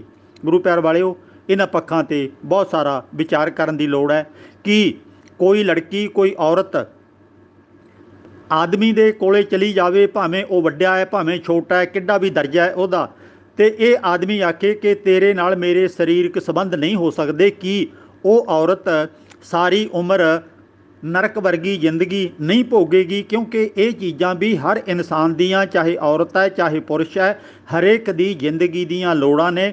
ਬੱਚਾ ਹੋਣਾ, ਕਾਮ ਵਾਸ਼ਨਾ ਦੀ ਪੂਰਤੀ ਹੋਣੀ, ਇਹ ਜ਼ਿੰਦਗੀ ਦਾ ਇੱਕ ਅਹਿਮ ਹਿੱਸਾ ਨੇ। ਪਰ ਇਹਨਾਂ ਤੋਂ ਵੀ ਸਾਨੂੰ ਵਰਜ ਦਿੱਤਾ ਕਿ ਇੱਦਾਂ ਨਹੀਂ ਹੁੰਦਾ। ਗੁਰੂ ਗੋਬਿੰਦ ਸਿੰਘ ਜੀ ਨੇ ਉਹਦੇ ਨਾਲ ਸਾਰੀ ਉਮਰ ਸਰੀਰਕ ਸੰਬੰਧ ਨਹੀਂ ਬਣਾਏ। ਇਹ ਕਹਾਣੀਆਂ ਸਾਨੂੰ ਤੁਰਤ ਰੱਦ ਕਰਨੀਆਂ ਬਣਦੀਆਂ ਨੇ। ਗੁਰੂ ਸਾਹਿਬ ਸਾਡੀ ਜ਼ਿੰਦਗੀ ਦੇ ਮਾਡਲ ਸਨ। ਇਸ ਤਰ੍ਹਾਂ ਲੋਕਾਂ ਦੀਆਂ ਸੁੱਖਣਾ ਸੁੱਖੀਆਂ ਹੋਈਆਂ ਲੜਕੀਆਂ ਨੂੰ ਉਹ ਆਪਣੇ ਘਰ ਪ੍ਰਵਾਨ ਨਹੀਂ ਸੀ ਕਰਦੇ, ਤੇ ਨਾ ਸਿੱਖਾਂ ਦੇ ਵਿੱਚ ਇਹੋ ਜਿਹੀ ਕੋਈ ਗਲਤ ਕੰਮ ਕਰਨ ਦੀ ਹਿੰਮਤ ਹੋਣੀ ਚਾਹੀਦੀ ਹੈ, ਤੇ ਨਾ ਇਹ ਬੋਲਣ ਦਾ ਕੋਈ ਕਿਸੇ ਨੂੰ ਮੌਕਾ ਮਿਲਣਾ ਚਾਹੀਦਾ ਹੈ। ਇਸ ਤਰ੍ਹਾਂ ਅਗਲੀ ਗੱਲ, ਮਾਤਾ ਜੀਤੋ ਜੀ ਗੁਰੂ ਗੋਬਿੰਦ ਸਿੰਘ ਦੀ ਪਤਨੀ ਪ੍ਰੋਫੈਸਰ ਸਾਹਿਬ ਸਿੰਘ ਨੇ ਬਹੁਤ ਵਿਗਿਆਨਕ ਢੰਗ ਨਾਲ ਇਹ ਸਾਰੀਆਂ ਗੱਲਾਂ ਸਾਨੂੰ ਦੱਸੀਆਂ ਨੇ। ਇਤਿਹਾਸ ਦੇ ਵਿੱਚ ਪ੍ਰੋਫੈਸਰ ਸਾਹਿਬ ਸਿੰਘ ਜੀ ਕਹਿੰਦੇ ਨੇ ਕਿ ਮਾਤਾ ਜੀਤੋ ਜੀ ਉਹਨਾਂ ਦਾ ਬਚਪਨ ਦਾ ਪੇਕੇ ਘਰ ਦਾ ਨਾਮ ਰੱਖਿਆ ਹੋਇਆ ਸੀ, ਤੇ ਜਦੋਂ ਸਹੁਰੇ ਘਰ ਆ ਗਈ ਵਿਆਹ ਹੋ ਕੇ ਤਾਂ ਮਾਤਾ ਗੁਜਰੀ ਜੀ ਨੇ ਉਹਨਾਂ ਦਾ ਨਾਮ ਸੁੰਦਰੀ ਰੱਖ ਦਿੱਤਾ, ਭਾਵ ਕਿ ਇਹ ਮੇਰੀ ਬੇਟੀ ਬਹੁਤ ਸੋਹਣੀ ਹੈ, ਸੁੰਦਰ ਹੈ, ਅੱਜ ਤੋਂ ਇਹਦਾ ਨਾਮ ਸੁੰਦਰੀ ਹੋਵੇਗਾ। ਪੁਰਾਣੇ ਸਮਿਆਂ 'ਚ ਬਹੁਤੀ ਵਾਰੀ ਪੇਕਾ ਨਾਮ ਬਚਪਨ ਦੇ ਵਿੱਚ ਸਿੱਧਾ ਸਾਦਾ ਧਰਿਆ ਹੁੰਦਾ ਸੀ, ਸਹੁਰੇ ਪਰਿਵਾਰ ਦੇ ਵਿੱਚ ਵੀ ਲੜਕੀ ਹੁਣ ਜਵਾਨ ਹੋ ਗਈ ਹੈ, ਵਿਆਹੀ ਗਈ ਹੈ, ਤੇ ਅਸੀਂ ਹੁਣ ਇਹਦਾ ਇਹ ਨਾਮ ਰੱਖਣ ਲੱਗੇ ਹਾਂ। ਬਹੁਤ ਸਾਰੀਆਂ ਲੜਕੀਆਂ ਦਾ ਨਾਮ ਬਦਲ ਦਿੱਤਾ ਜਾਂਦਾ ਸੀ, ਤੇ ਉਸੇ ਜੀਤੋ ਜੀ ਦਾ ਨਾਮ ਬਦਲ ਕੇ ਵਿਆਹ ਤੋਂ ਬਾਅਦ ਸੁੰਦਰੀ ਜੀ ਰੱਖ ਦਿੱਤਾ ਗਿਆ। ਅਗਲਾ ਵਿਗਿਆਨਕ ਜਿਹੜਾ ਨੁਕਤਾ ਹੈ ਬਹੁਤ ਮਹੱਤਵਪੂਰਨ ਹੈ, ਤੇ ਜੇ ਕਿਤੇ 3 ਔਰਤਾਂ ਗੁਰੂ ਗੋਬਿੰਦ ਸਿੰਘ ਦੀਆਂ ਪਤਨੀਆਂ ਹੁੰਦੀਆਂ ਤਾਂ ਉਹਨਾਂ ਦੇ ਬੱਚਿਆਂ ਦਾ ਜਨਮ ਜਿਹੜਾ ਤਰੀਕ ਹੈ ਉਹ ਤੁਸੀਂ ਸਾਰੇ ਆਪ ਵੇਖ ਸਕਦੇ ਹੋ। ਹਰੇਕ ਬੱਚੇ ਦੇ ਕੁਦਰਤੀ ਢੰਗ ਨਾਲ ਜਿਵੇਂ ਜਨਮ ਲੈਂਦੇ ਨੇ, ਇਸ ਤਰ੍ਹਾਂ ਵਿੱਥ ਹੋਣੀ ਚਾਹੀਦੀ ਹੈ। ਮਾਤਾ ਦੇ ਗਰਭ ਤੋਂ ਜਨਮ ਲੈਣ ਦੇ ਸਮੇਂ ਦੀ ਜਿਹੜੀ ਵਿੱਥ ਹੈ 1 ਸਾਲ ਤੋਂ ਵੱਧ ਸਮਾਂ ਹਰ ਵਕਤ ਹੋਣਾ ਚਾਹੀਦਾ। ਇਸੇ ਤਰ੍ਹਾਂ ਚਾਰੇ ਸਾਹਿਬਜ਼ਾਦਿਆਂ ਦੇ ਜਨਮ ਦੀ ਜਿਹੜੀ ਵਿੱਥ ਹੈ ਉਹ ਤੁਸੀਂ ਆਪ ਕਦੀ ਤਰੀਕਾਂ ਲੈ ਕੇ ਫੋਲਾ ਫਾਲੀ ਕਰਕੇ, ਜਿਵੇਂ ਭਾਈ ਕਾਨ੍ਹ ਸਿੰਘ ਨਾਭਾ ਜਾਂ ਡਾਕਟਰ ਰਤਨ ਸਿੰਘ ਜੱਗੀ ਸਿੱਖ ਪੰਥ ਵਿਸ਼ਵਕੋਸ਼ ਅਤੇ ਹੋਰ ਇਤਿਹਾਸਕਾਰ ਜਿਹੜੇ ਲਿਖਦੇ ਨੇ, ਉਹਨਾਂ ਦੀਆਂ ਕਿਤਾਬਾਂ ਦੇ ਵਿੱਚੋਂ ਬੱਚਿਆਂ ਦੀਆਂ ਜਨਮ ਤਰੀਕਾਂ ਤੁਸੀਂ ਵੇਖ ਸਕਦੇ ਹੋ। ਇਸ ਤਰ੍ਹਾਂ ਜਨਮ ਤਰੀਕ ਇੱਕੋ ਔਰਤ ਤੋਂ ਜਨਮ ਲੈ ਕੇ ਹੋ ਸਕਦੀ ਹੈ। ਜੇ ਕਿਤੇ ਗੁਰੂ ਗੋਬਿੰਦ ਸਿੰਘ ਦੀਆਂ 3 ਪਤਨੀਆਂ ਹੁੰਦੀਆਂ ਤਾਂ ਬੱਚਿਆਂ ਦੀ ਜਨਮ ਤਰੀਕ ਨੇੜੇ ਨੇੜੇ ਆ ਸਕਦੀ ਸੀ, ਪਰ ਇਸ ਤਰ੍ਹਾਂ ਨਹੀਂ ਹੋਇਆ। ਇਹਦਾ ਮਤਲਬ ਹੈ ਇੱਕੋ ਔਰਤ ਮਾਤਾ ਸੁੰਦਰੀ ਜੀ ਦੇ 4 ਸਾਹਿਬਜ਼ਾਦੇ ਸਨ, ਤੇ ਜੀਤੋ ਜੀ ਉਹਨਾਂ ਦਾ ਬਚਪਨ ਦਾ ਨਾਮ ਸੀ, ਤੇ ਸਾਹਿਬ ਦੇਵਾ ਜਾਂ ਸਾਹਿਬ ਕੌਰ ਇਹ ਫਰਜ਼ੀ ਪਾਤਰ ਹੈ। ਇਹਦੇ ਤੋਂ ਸਾਨੂੰ ਸੰਕੋਚ ਕਰਨਾ ਚਾਹੀਦਾ, ਤੇ ਸਾਡੇ ਜਿਹੜੇ ਸਿੱਖਾਂ ਦੇ ਵੱਡੇ ਅਹੁਦਿਆਂ 'ਤੇ ਬੈਠੇ ਲੀਡਰ ਨੇ ਉਹਨਾਂ ਨੂੰ ਇਸ ਪਾਸੇ ਫਿਕਰ ਕਰਨਾ ਚਾਹੀਦਾ, ਕੰਮ ਕਰਨਾ ਚਾਹੀਦਾ, ਲਿਖਣਾ ਚਾਹੀਦਾ, ਬੋਲਣਾ ਚਾਹੀਦਾ, ਸੁਧਾਰ ਕਰਨਾ ਚਾਹੀਦਾ, ਤਾਂ ਕਿ ਸਾਹਿਬ ਦੇਵੀ ਵਰਗੀ ਜਾਂ ਸਾਹਿਬ ਕੌਰ ਵਰਗੀ ਪਾਤਰ ਗੁਰੂ ਸਾਹਿਬ ਦੇ ਨਾਲ ਨਾ ਜੋੜੀ ਜਾਵੇ। ਇਹ ਗੁਰੂ ਸਾਹਿਬ ਦਾ ਅਪਮਾਨ ਕੀਤਾ ਜਾ ਰਿਹਾ। ਸਵਾਲ ਨੰਬਰ 224 ਭਾਈ ਭਗਵੰਤ ਸਿੰਘ ਮਲੇਰਕੋਟਲਾ, ਇਹਨਾਂ ਦਾ ਸਵਾਲ ਹੈ ਕਿ ਨਹਾਉਣ ਤੋਂ ਬਾਅਦ ਕਛਹਿਰਾ ਬਦਲਣ ਲੱਗੇ ਇੱਕ ਪੈਰ ਵਿੱਚ ਪਾਉਣਾ ਦੂਜੇ ਵਿੱਚੋਂ ਲਾਹੁਣਾ, ਕੀ ਇਹ ਜ਼ਰੂਰੀ ਹੈ? ਕੀ ਕਛਹਿਰੇ ਨੂੰ ਕਿੱਲੇ 'ਤੇ ਨਹੀਂ ਟੰਗਿਆ ਜਾ ਸਕਦਾ? ਗੁਰੂ ਪਿਆਰ ਵਾਲਿਓ, ਅਸੀਂ ਤਾਂ ਇੰਨੀਆਂ ਮਾਮੂਲੀ ਹੋਛੀਆਂ ਛੋਟੀਆਂ ਗੱਲਾਂ 'ਚ ਉਲਝ ਕੇ ਰਹਿ ਗਏ ਹਾਂ। ਵੱਡੇ ਕੰਮ ਕਰਨ ਜੋਗੇ ਅਸੀਂ ਕਿਵੇਂ ਹੋਵਾਂਗੇ ਜੇ ਸਾਨੂੰ ਇੰਨੀ ਵੀ ਅਜੇ ਤੱਕ ਸਮਝ ਨਹੀਂ ਹੈ ਕਿ ਇਹ ਸਾਧਾਂ ਦੀਆਂ ਮਨੌਤਾਂ ਸਾਡੇ ਸਿਰ ਮੜੀਆਂ ਗਈਆਂ ਨੇ, ਇਹਨਾਂ ਦੀ ਕੋਈ ਕੀਮਤ ਨਹੀਂ ਹੈ। ਇੱਥੋਂ ਤੱਕ ਇਹ ਤਾਂ ਨੰਗੀਆਂ ਲੱਤਾਂ ਵਾਲੇ ਸਾਧ ਨੇ ਜਿਹੜੇ ਆਪ ਤਾਂ ਪਜਾਮਾ ਪਾਉਂਦੇ ਨਹੀਂ ਹਨ ਤੇ ਦੂਜਿਆਂ ਨੂੰ ਪਜਾਮਾ ਪਾਉਣ 'ਤੇ ਵੀ ਇਤਰਾਜ਼ ਕਰਦੇ ਨੇ, ਮਨਮੁਖ ਕਹਿੰਦੇ ਨੇ। ਤੇ ਮੇਰੇ ਨਾਲ ਖੁਦ ਵਾਪਰੀ ਹੈ, ਤੇ ਕਈ ਵਾਰੀ ਇਹ ਪਜਾਮਾ ਪਾ ਕੇ ਜਾਂ ਪੈਂਟ ਪਾ ਕੇ ਗੁਰੂ ਗ੍ਰੰਥ ਸਾਹਿਬ ਦੀ ਹਜ਼ੂਰੀ 'ਚ ਨਹੀਂ ਬਹਿਣ ਦਿੰਦੇ। ਇਹ ਇਹੋ ਹੀ ਕਹਿੰਦੇ ਨੇ ਕਿ ਨੰਗੀਆਂ ਲੱਤਾਂ ਕਰਕੇ ਪਹਿਲਾਂ ਆਓ ਤੇ ਗੁਰੂ ਗ੍ਰੰਥ ਸਾਹਿਬ ਦੀ ਹਜ਼ੂਰੀ 'ਚ ਤੁਸੀਂ ਫਿਰ ਬੈਠ ਸਕਦੇ ਹੋ, ਨਹੀਂ ਤਾਂ ਤੁਸੀਂ ਨਹੀਂ ਬੈਠ ਸਕਦੇ। ਤੇ ਇਸੇ ਤਰ੍ਹਾਂ ਸਾਡੀਆਂ ਜਿਹੜੀਆਂ ਪਟਿਆਲੇ ਸ਼ਾਹੀ ਠਾਠ ਨਾਲ ਬੰਨੀਆਂ ਹੋਈਆਂ ਵਧੀਆ ਦਸਤਾਰਾਂ ਨੇ, ਇਹਦੇ 'ਤੇ ਵੀ ਇਤਰਾਜ਼ ਕਰਦੇ ਨੇ ਤੇ ਇਹ ਕਹਿੰਦੇ ਨੇ ਕਿ ਪੁਰਾਤਨ ਸਮੇਂ ਦੀਆਂ ਉਹ ਗੋਲ ਮੋਲ ਮੰਡਾਸਾ ਰੂਪੀ ਪੱਗਾਂ ਤੁਸੀਂ ਬੰਨੋ, ਇਹੋ ਹੀ ਜ਼ਿਆਦਾ ਪੁਰਾਤਨ ਪਰੰਪਰਾ ਵਾਲੀਆਂ ਦਸਤਾਰਾਂ ਨੇ ਤੇ ਤੁਸੀਂ ਅੱਜ ਵਰਗੀਆਂ ਇਹ ਸੋਹਣੀਆਂ ਪੱਗਾਂ ਨਾ ਬੰਨੋ। ਉਹਨਾਂ ਜ਼ਮਾਨਿਆਂ 'ਚ ਹਾਲੇ ਕੋਈ ਦਸਤਾਰਾਂ ਬੰਨਣ ਦੀ ਇੰਨੀ ਵਧੀਆ ਢੰਗ ਤਰੀਕਾ ਨਹੀਂ ਆਉਂਦਾ ਸੀ ਕਿਸੇ ਨੂੰ, ਤਾਂ ਉਦੋਂ ਮਜਬੂਰੀ ਸੀ ਕਿ ਮੰਡਾਸਾ ਰੂਪ ਪੱਗ ਬੰਨ੍ਹ ਲੈਂਦੇ ਸੀ ਤੇ ਅੱਜ ਵਰਗਾ ਵਧੀਆ ਕੱਪੜਾ ਵੀ ਨਹੀਂ ਹੁੰਦਾ ਸੀ। ਆਮ ਤੌਰ 'ਤੇ ਖੱਦਰ ਦੇ ਕੱਪੜੇ ਹੁੰਦੇ ਸੀ ਤੇ ਉਹੀ ਮੰਡਾਸਾ ਰੂਪ ਖੱਦਰ ਨੂੰ ਸਿਰ ਦੇ ਉੱਤੇ ਬਲੇਟ ਲਿਆ ਜਾਂਦਾ ਸੀ ਤੇ ਉਦੋਂ ਥਾਂ ਥਾਂ 'ਤੇ ਸ਼ੀਸ਼ੇ ਵੀ ਨਹੀਂ ਲੱਗੇ ਹੁੰਦੇ ਸੀ ਤਾਂ ਕਿ ਸ਼ੀਸ਼ੇ 'ਚ ਵੇਖ ਕੇ ਅਸੀਂ ਦਸਤਾਰ ਨੂੰ ਸੋਹਣੇ ਤਰੀਕੇ ਸਜਾ ਸਕੀਏ। ਮੂੰਹ ਜ਼ਬਾਨੀ ਤੌਰ 'ਤੇ ਜਿਹੋ ਜਿਹੀ ਬੰਨ ਹੋ ਗਈ ਤਾਂ ਬੰਨ ਲਈ, ਜੇ ਕਿਤੇ ਟਾਈਮ ਵਾਧੂ ਹੈ ਤਾਂ ਇੱਕ ਬੰਦਾ ਦੂਜੇ ਦੇ ਸੋਹਣੇ ਤਰੀਕੇ ਨਾਲ ਬੰਨ੍ਹ ਦਿੰਦਾ ਸੀ, ਪਰ ਆਪਣੇ ਆਪ ਕਿਉਂਕਿ ਦੇਖਣ ਨੂੰ ਸ਼ੀਸ਼ਾ ਨਹੀਂ ਹੈ ਇਸ ਕਰਕੇ ਉਹ ਓਨੀ ਵਧੀਆ ਪੱਗ ਬੰਨ੍ਹ ਹੀ ਨਹੀਂ ਸਕਦਾ ਸੀ। ਇਸੇ ਤਰ੍ਹਾਂ ਕਛਹਿਰੇ ਦੇ ਮਾਮਲੇ 'ਚ ਕਛਹਿਰਾ ਪਹਿਲੀ ਗੱਲ ਤਾਂ ਉਹਨਾਂ ਜ਼ਮਾਨਿਆਂ ਦੀਆਂ ਜਿਹੜੇ ਸਮੇਂ ਦੀਆਂ ਇਹ ਗੱਲਾਂ ਹੋ ਰਹੀਆਂ ਨੇ, ਉਹਨਾਂ ਜ਼ਮਾਨਿਆਂ 'ਚ ਖੱਦਰ ਦੇ ਕਛਹਿਰੇ ਤੇ ਕਿਹੋ ਜਿਹੇ ਉਹਦੇ ਵਿੱਚ ਨਾਲੇ ਹੁੰਦੇ ਹੋਣਗੇ, ਕਿਹੋ ਜਿਹੀ ਉਹਨਾਂ ਦੀ ਬਣਤਰ ਹੁੰਦੀ ਹੋਵੇਗੀ। ਉਦੋਂ ਪਜਾਮਾ ਤਾਂ ਕਿਸੇ ਨੂੰ ਪਾਉਣ ਦੇ ਵਾਸਤੇ ਮਿਲਦਾ ਹੀ ਨਹੀਂ ਸੀ। ਮੈਂ ਆਪ ਵੇਖਿਆ ਪਿੰਡਾਂ ਦੇ ਵਿੱਚ ਬਜ਼ੁਰਗ ਚਾਦਰੇ ਬੰਨ੍ਹੀ ਫਿਰਦੇ ਹੁੰਦੇ ਸੀ ਲੱਕ ਨਾਲ, ਉਦੋਂ ਪਜਾਮਾ ਕਿਸੇ ਵਿਰਲੇ ਪੜ੍ਹੇ ਲਿਖੇ ਦੇ ਪਹਿਨਿਆ ਹੁੰਦਾ ਸੀ। ਆਮ ਤੌਰ 'ਤੇ ਧੋਤੀ, ਪਰਨਾ ਅਤੇ ਚਾਦਰਾ ਵਗੈਰਾ ਲੱਕ ਨੂੰ ਬੰਨ੍ਹਿਆ ਹੁੰਦਾ ਸੀ। ਖੇਤਾਂ 'ਚ ਕੰਮ ਕਰਨ ਵਾਲੇ ਛੋਟੇ ਜਿਹੇ ਪਰਨੇ ਨੂੰ ਲੰਗੋਟੀ ਦਾ ਰੂਪ ਦੇ ਲੈਂਦੇ ਸੀ ਤੇ ਉਸੇ ਤਰ੍ਹਾਂ ਹੀ ਖੇਤਾਂ 'ਚ ਕੰਮ ਕਰਦੇ ਸੀ। ਅੱਜ ਵਰਗਾ ਕੱਪੜਾ ਲੀੜਾ ਪੁਰਾਣੇ ਜ਼ਮਾਨਿਆਂ 'ਚ ਹੈ ਹੀ ਨਹੀਂ ਸੀ। ਇਹ ਜਿਹੜੀਆਂ ਬਾਥਰੂਮਾਂ 'ਚ ਵੜਨਾ ਤੇ ਹੋਰ ਕਰਨਾ, ਨਹਾਉਣਾ, ਇਹ ਤਾਂ ਅੱਜ ਅਸੀਂ ਸਹੂਲਤਾਂ ਬਹੁਤ ਮਿਲ ਗਈਆਂ, ਅੰਦਰ ਜਿਵੇਂ ਇਸ਼ਨਾਨ ਕਰੀਏ ਸਾਡੇ 'ਤੇ ਕੋਈ ਰੋਕ ਟੋਕ ਨਹੀਂ ਹੈ। ਪਰ ਇਹ ਉਦੋਂ ਦੀ ਪਰੰਪਰਾ ਹੁੰਦੀ ਹੈ ਕਿ ਬੰਦਾ ਦਰਿਆ ਦੇ ਕਿਨਾਰੇ ਨਹਾਉਂਦਾ ਉਦੋਂ ਨੰਗਾ ਨਾ ਹੋ ਜਾਵੇ, ਉਹਨੂੰ ਤੁਰਤ ਕਛਹਿਰਾ ਪਹਿਨ ਲੈਣਾ ਚਾਹੀਦਾ ਕਿਉਂਕਿ ਉਹ ਪਰਦੇ ਵਿੱਚ ਨਹੀਂ ਹੈ। ਆਲੇ ਦੁਆਲੇ ਉਹਦੇ ਕੰਧ, ਕੱਪੜਾ, ਪਰਦਾ, ਬਾਥਰੂਮ ਨਹੀਂ ਹੈ ਤਾਂ ਉਹਨੂੰ ਫਟਾਫਟ ਕਛਹਿਰਾ ਪਾ ਲੈਣਾ ਚਾਹੀਦਾ ਹੈ। ਇਹ ਉਦੋਂ ਦੀ ਲੋੜ ਸੀ। ਕਿਸੇ ਨੇ ਦਰਿਆ 'ਤੇ ਨਹਾਉਣਾ, ਕਿਸੇ ਨੇ ਟੋਭੇ ਸਰੋਵਰ 'ਚ ਨਹਾਉਣਾ ਤੇ ਇਸੇ ਤਰ੍ਹਾਂ ਕਿਸੇ ਨੇ ਬਾਹਰ ਬਾਲਟੀ ਪਾਣੀ ਦੀ ਰੱਖ ਕੇ ਖੁੱਲ੍ਹੇ ਥਾਂ 'ਚ ਨਹਾਉਣਾ ਤੇ ਉਹਨਾਂ ਵਾਸਤੇ ਇਹ ਜ਼ਰੂਰੀ ਹੈ ਕਿਉਂਕਿ ਉਦੋਂ ਬਾਥਰੂਮ ਅੱਜ ਵਰਗੇ ਨਹੀਂ ਹੁੰਦੇ ਸੀ। ਹੁਣ ਬਾਥਰੂਮ ਦੇ ਵਿੱਚ ਤੁਸੀਂ ਕਿਵੇਂ ਇਸ਼ਨਾਨ ਕਰਦੇ ਹੋ, ਇਹ ਕਿਸੇ ਨੂੰ ਹੋਰ ਨੂੰ ਅਧਿਕਾਰ ਨਹੀਂ ਹੈ ਕਿ ਤੁਹਾਡੇ ਬਾਥਰੂਮ ਦੇ ਅੰਦਰ ਦੀ ਮਰਿਆਦਾ ਕਾਇਮ ਕਰੇ। ਜਿਵੇਂ ਤੁਹਾਡਾ ਦਿਲ ਕਰੇ ਤੁਸੀਂ ਆਪਣੇ ਕੱਪੜੇ ਬਦਲ ਸਕਦੇ ਹੋ, ਜਿਹੋ ਜਿਹਾ ਦਿਲ ਕਰੇ ਆਪਣੇ ਸਰੀਰ ਦੀ ਸੰਭਾਲ ਵਾਸਤੇ ਕੱਪੜੇ ਪਹਿਨ ਸਕਦੇ ਹੋ। ਅੱਜ ਕਛਹਿਰੇ ਵੀ ਆਧੁਨਿਕ ਕੱਪੜੇ ਦੇ ਬਣ ਰਹੇ ਨੇ, ਸਾਰਿਆਂ ਨੂੰ ਪਤਾ ਹੈ, ਪਰ ਜੇ ਇਹਦੇ ਵਿੱਚ ਨਾਲਾ ਪਾਉਣ ਦੀ ਥਾਂ 'ਤੇ ਜੇ ਕੋਈ ਪਲਾਸਟਿਕ ਪਾਉਂਦਾ ਤਾਂ ਇਹ ਵੀ ਕੋਈ ਮਨਮਤ ਨਹੀਂ ਹੈ। ਆਪੋ ਆਪਣੀਆਂ ਸਹੂਲਤਾਂ ਵਾਸਤੇ ਕਛਹਿਰਾ ਕੋਈ ਛੋਟਾ ਪਾਉਂਦਾ, ਕੋਈ ਵੱਡਾ ਪਾਉਂਦਾ, ਉਹਦੀ ਬਣਤਰ ਕਿਵੇਂ ਦੀ ਰੱਖਦਾ ਇਹ ਉਹਦਾ ਪਰਸਨਲ ਮਾਮਲਾ ਹੈ। ਇਹ ਜਿਹੜੀਆਂ ਰਵਾਇਤਾਂ ਨੇ, ਰਹਿਤਾਂ ਨੇ, ਡੇਰੇਦਾਰ ਸਾਧਾਂ ਦੇ ਚੱਕਰ 'ਚ ਨਾ ਪਾਓ। ਇਹਨਾਂ ਨੇ ਸਾਨੂੰ ਬਹੁਤ ਗਰਕ ਕੀਤਾ, ਸਾਡੀ ਸੋਚ ਨੂੰ ਪਿਛਾਂਹ ਖਿੱਚੂ ਬਣਾ ਦਿੱਤਾ। ਇਹ ਆਪਣੇ ਗੋਡਿਆਂ ਤੋਂ ਨੀਵੇਂ ਕਛਹਿਰੇ ਪਾਈ ਫਿਰਨ, ਜਲੂਸ ਆਪਣਾ ਕੱਢਦੇ ਰਹਿਣ, ਲੱਤਾਂ ਨੰਗੀਆਂ ਰੱਖਣ ਤੇ ਚੋਲੇ ਲੰਮੇ ਪਾਉਣ, ਇੱਥੋਂ ਤੱਕ ਪੈਰਾਂ 'ਚ ਜਰਾਬਾਂ ਤਾਂ ਪਾਉਣ ਨੂੰ ਤਿਆਰ ਨਹੀਂ ਹੈਗੇ ਤੇ ਪਜਾਮਾ ਤਾਂ ਪਹਿਨਣ ਨੂੰ ਤਿਆਰ ਨਹੀਂ ਹੈਗੇ। ਪਰ ਜਦੋਂ ਸਰਦੀ ਲੱਗਦੀ ਹੈ ਤੇ ਪਿੰਜਣੀਆਂ ਦੇ ਉੱਤੇ ਕੁਝ ਜਰਾਬਾਂ ਵਰਗਾ ਕੱਪੜਾ ਖਰੀਦ ਕੇ ਉਹਨੂੰ ਪਿੰਜਣੀਆਂ 'ਤੇ ਚਾੜ੍ਹ ਲੈਂਦੇ ਨੇ, ਪਰ ਪੈਰਾਂ ਦੇ ਉੱਤੇ ਜਰਾਬਾਂ ਨਹੀਂ ਪਾਉਂਦੇ। ਲੱਤਾਂ ਨੂੰ ਢੱਕਣ ਵਾਸਤੇ ਪਜਾਮਾ ਨਹੀਂ ਪਹਿਨਦੇ, ਪਰ ਉਹ ਬੁਣਿਆ ਹੋਇਆ ਉੱਨ ਦਾ ਜਿਹੜਾ ਕੱਪੜਾ ਜਰਾਬਾਂ ਵਰਗਾ ਉਹਨੂੰ ਪਹਿਨ ਲੈਣਾ, ਪਰ ਪੂਰਾ ਪੈਰ ਜਰਾਬਾਂ ਵਾਂਗ ਉਹਦੇ ਵਿੱਚ ਨਹੀਂ ਪੈਂਦਾ, ਪਿੰਜਣੀਆਂ 'ਤੇ ਚਾੜ੍ਹ ਲੈਂਦੇ ਨੇ। ਇਹ ਬਹੁਤ ਕੁਛ ਇਹਨਾਂ ਦੇ ਆਪਣੇ ਡੇਰਿਆਂ ਦੀ ਪਰੰਪਰਾ ਹੋ ਸਕਦੀ ਹੈ, ਗੁਰੂ ਸਾਹਿਬ ਨਾਲ ਇਹਨਾਂ ਦਾ ਕੋਈ ਸਰੋਕਾਰ ਨਹੀਂ।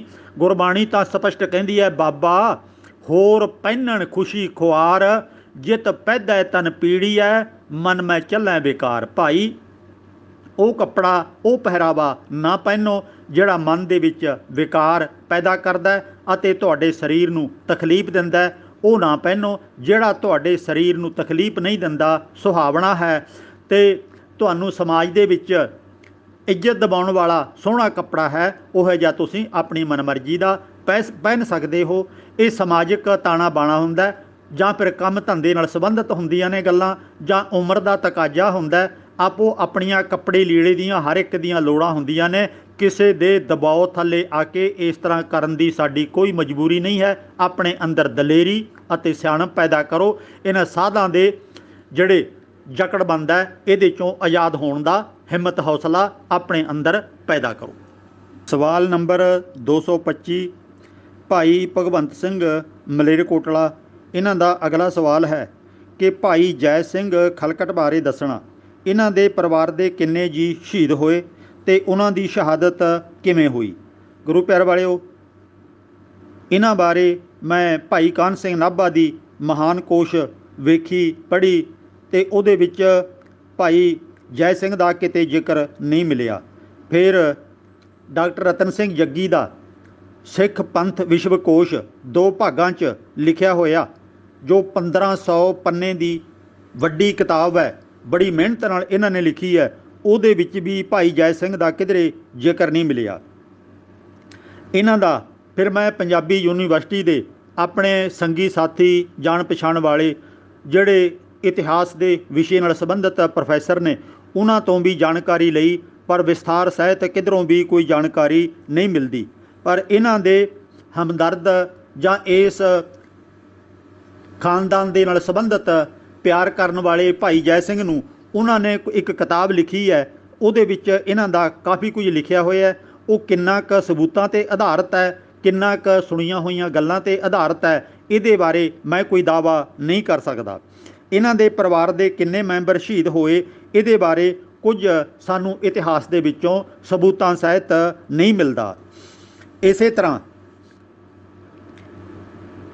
ਇਹਨਾਂ ਨੂੰ ਇਹ ਕਿਹਾ ਜਾਂਦਾ ਹੈ ਅਬਦੁਲ ਸਮਦ ਖਾਨ, ਜਿਹੜਾ ਕਿ ਸਰਹੰਦ ਦਾ ਵਜ਼ੀਰ ਬਣਾਇਆ ਗਿਆ ਬੰਦਾ ਸਿੰਘ ਬਹਾਦਰ ਤੋਂ ਬਾਅਦ ਲੰਮਾ ਸਮਾਂ ਬਾਅਦ, ਤੇ ਉਹਨੇ ਅਤੇ ਉਹਦੇ ਸਿਪਾਹੀਆਂ ਨੇ ਕਹਿੰਦੇ ਇੱਥੇ ਭਾਈ ਖਲਕ ਜੈ ਸਿੰਘ ਅਤੇ ਉਹਨਾਂ ਦੇ ਹੋਰ ਸੰਗੀਆਂ ਸਾਥੀਆਂ ਨੂੰ ਆਪਣੀ ਵਗਾਰ ਕਰਨ ਵਾਸਤੇ ਆਖਿਆ, ਹੁੱਕਾ ਵਗੈਰਾ ਚੱਕਣ ਲਈ ਆਖਿਆ, ਤੇ ਕਹਿੰਦੇ ਨੇ ਇਹਨਾਂ ਨੇ ਇਨਕਾਰ ਕਰ ਦਿੱਤਾ ਤੇ ਇਸ ਵਗਾਰ ਤੋਂ ਇਨਕਾਰ ਕਰਨ ਦੇ ਕਾਰਨ ਇਹਨਾਂ ਨੂੰ ਤਸੀਹੇ ਦੇ ਕੇ ਸ਼ਹੀਦ ਕੀਤਾ ਗਿਆ।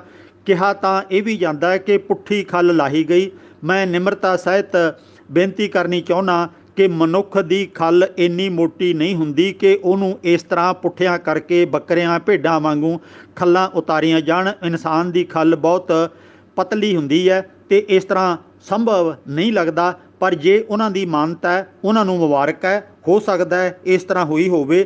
ਪਰ ਇਹਨਾਂ ਨੂੰ ਇਹ ਤਾਂ ਮੰਨ ਸਕਦੇ ਹਾਂ ਕਿ ਤਸੀਹੇ ਦੇ ਕੇ ਸ਼ਹੀਦ ਕਰ ਦਿੱਤਾ, ਕਿਉਂਕਿ ਇਹਨਾਂ ਨੇ ਸਮੇਂ ਦੀ ਹਕੂਮਤ ਦੇ ਕੰਮਾਂ ਦਾ ਵਿਰੋਧ ਕੀਤਾ, ਵਗਾਰ ਨਾ ਕੀਤੀ ਤੇ ਉਹਨਾਂ ਦਾ ਕਹਿਣਾ ਨਾ ਮੰਨਿਆ। ਆਪਣੇ ਅਣਖ ਨੂੰ ਇਹਨਾਂ ਨੇ ਬਰਕਰਾਰ ਰੱਖਿਆ ਤੇ ਕਿੰਨੇ ਜੀ ਸ਼ਹੀਦ ਹੋਏ ਤੇ ਇਹ ਸਾਰਾ ਕੁਝ ਸਾਨੂੰ ਲਿਖਤ ਰੂਪ ਦੇ ਵਿੱਚ ਇਤਿਹਾਸਕ ਹਵਾਲਿਆਂ ਸਮੇਤ ਨਹੀਂ ਮਿਲਦਾ।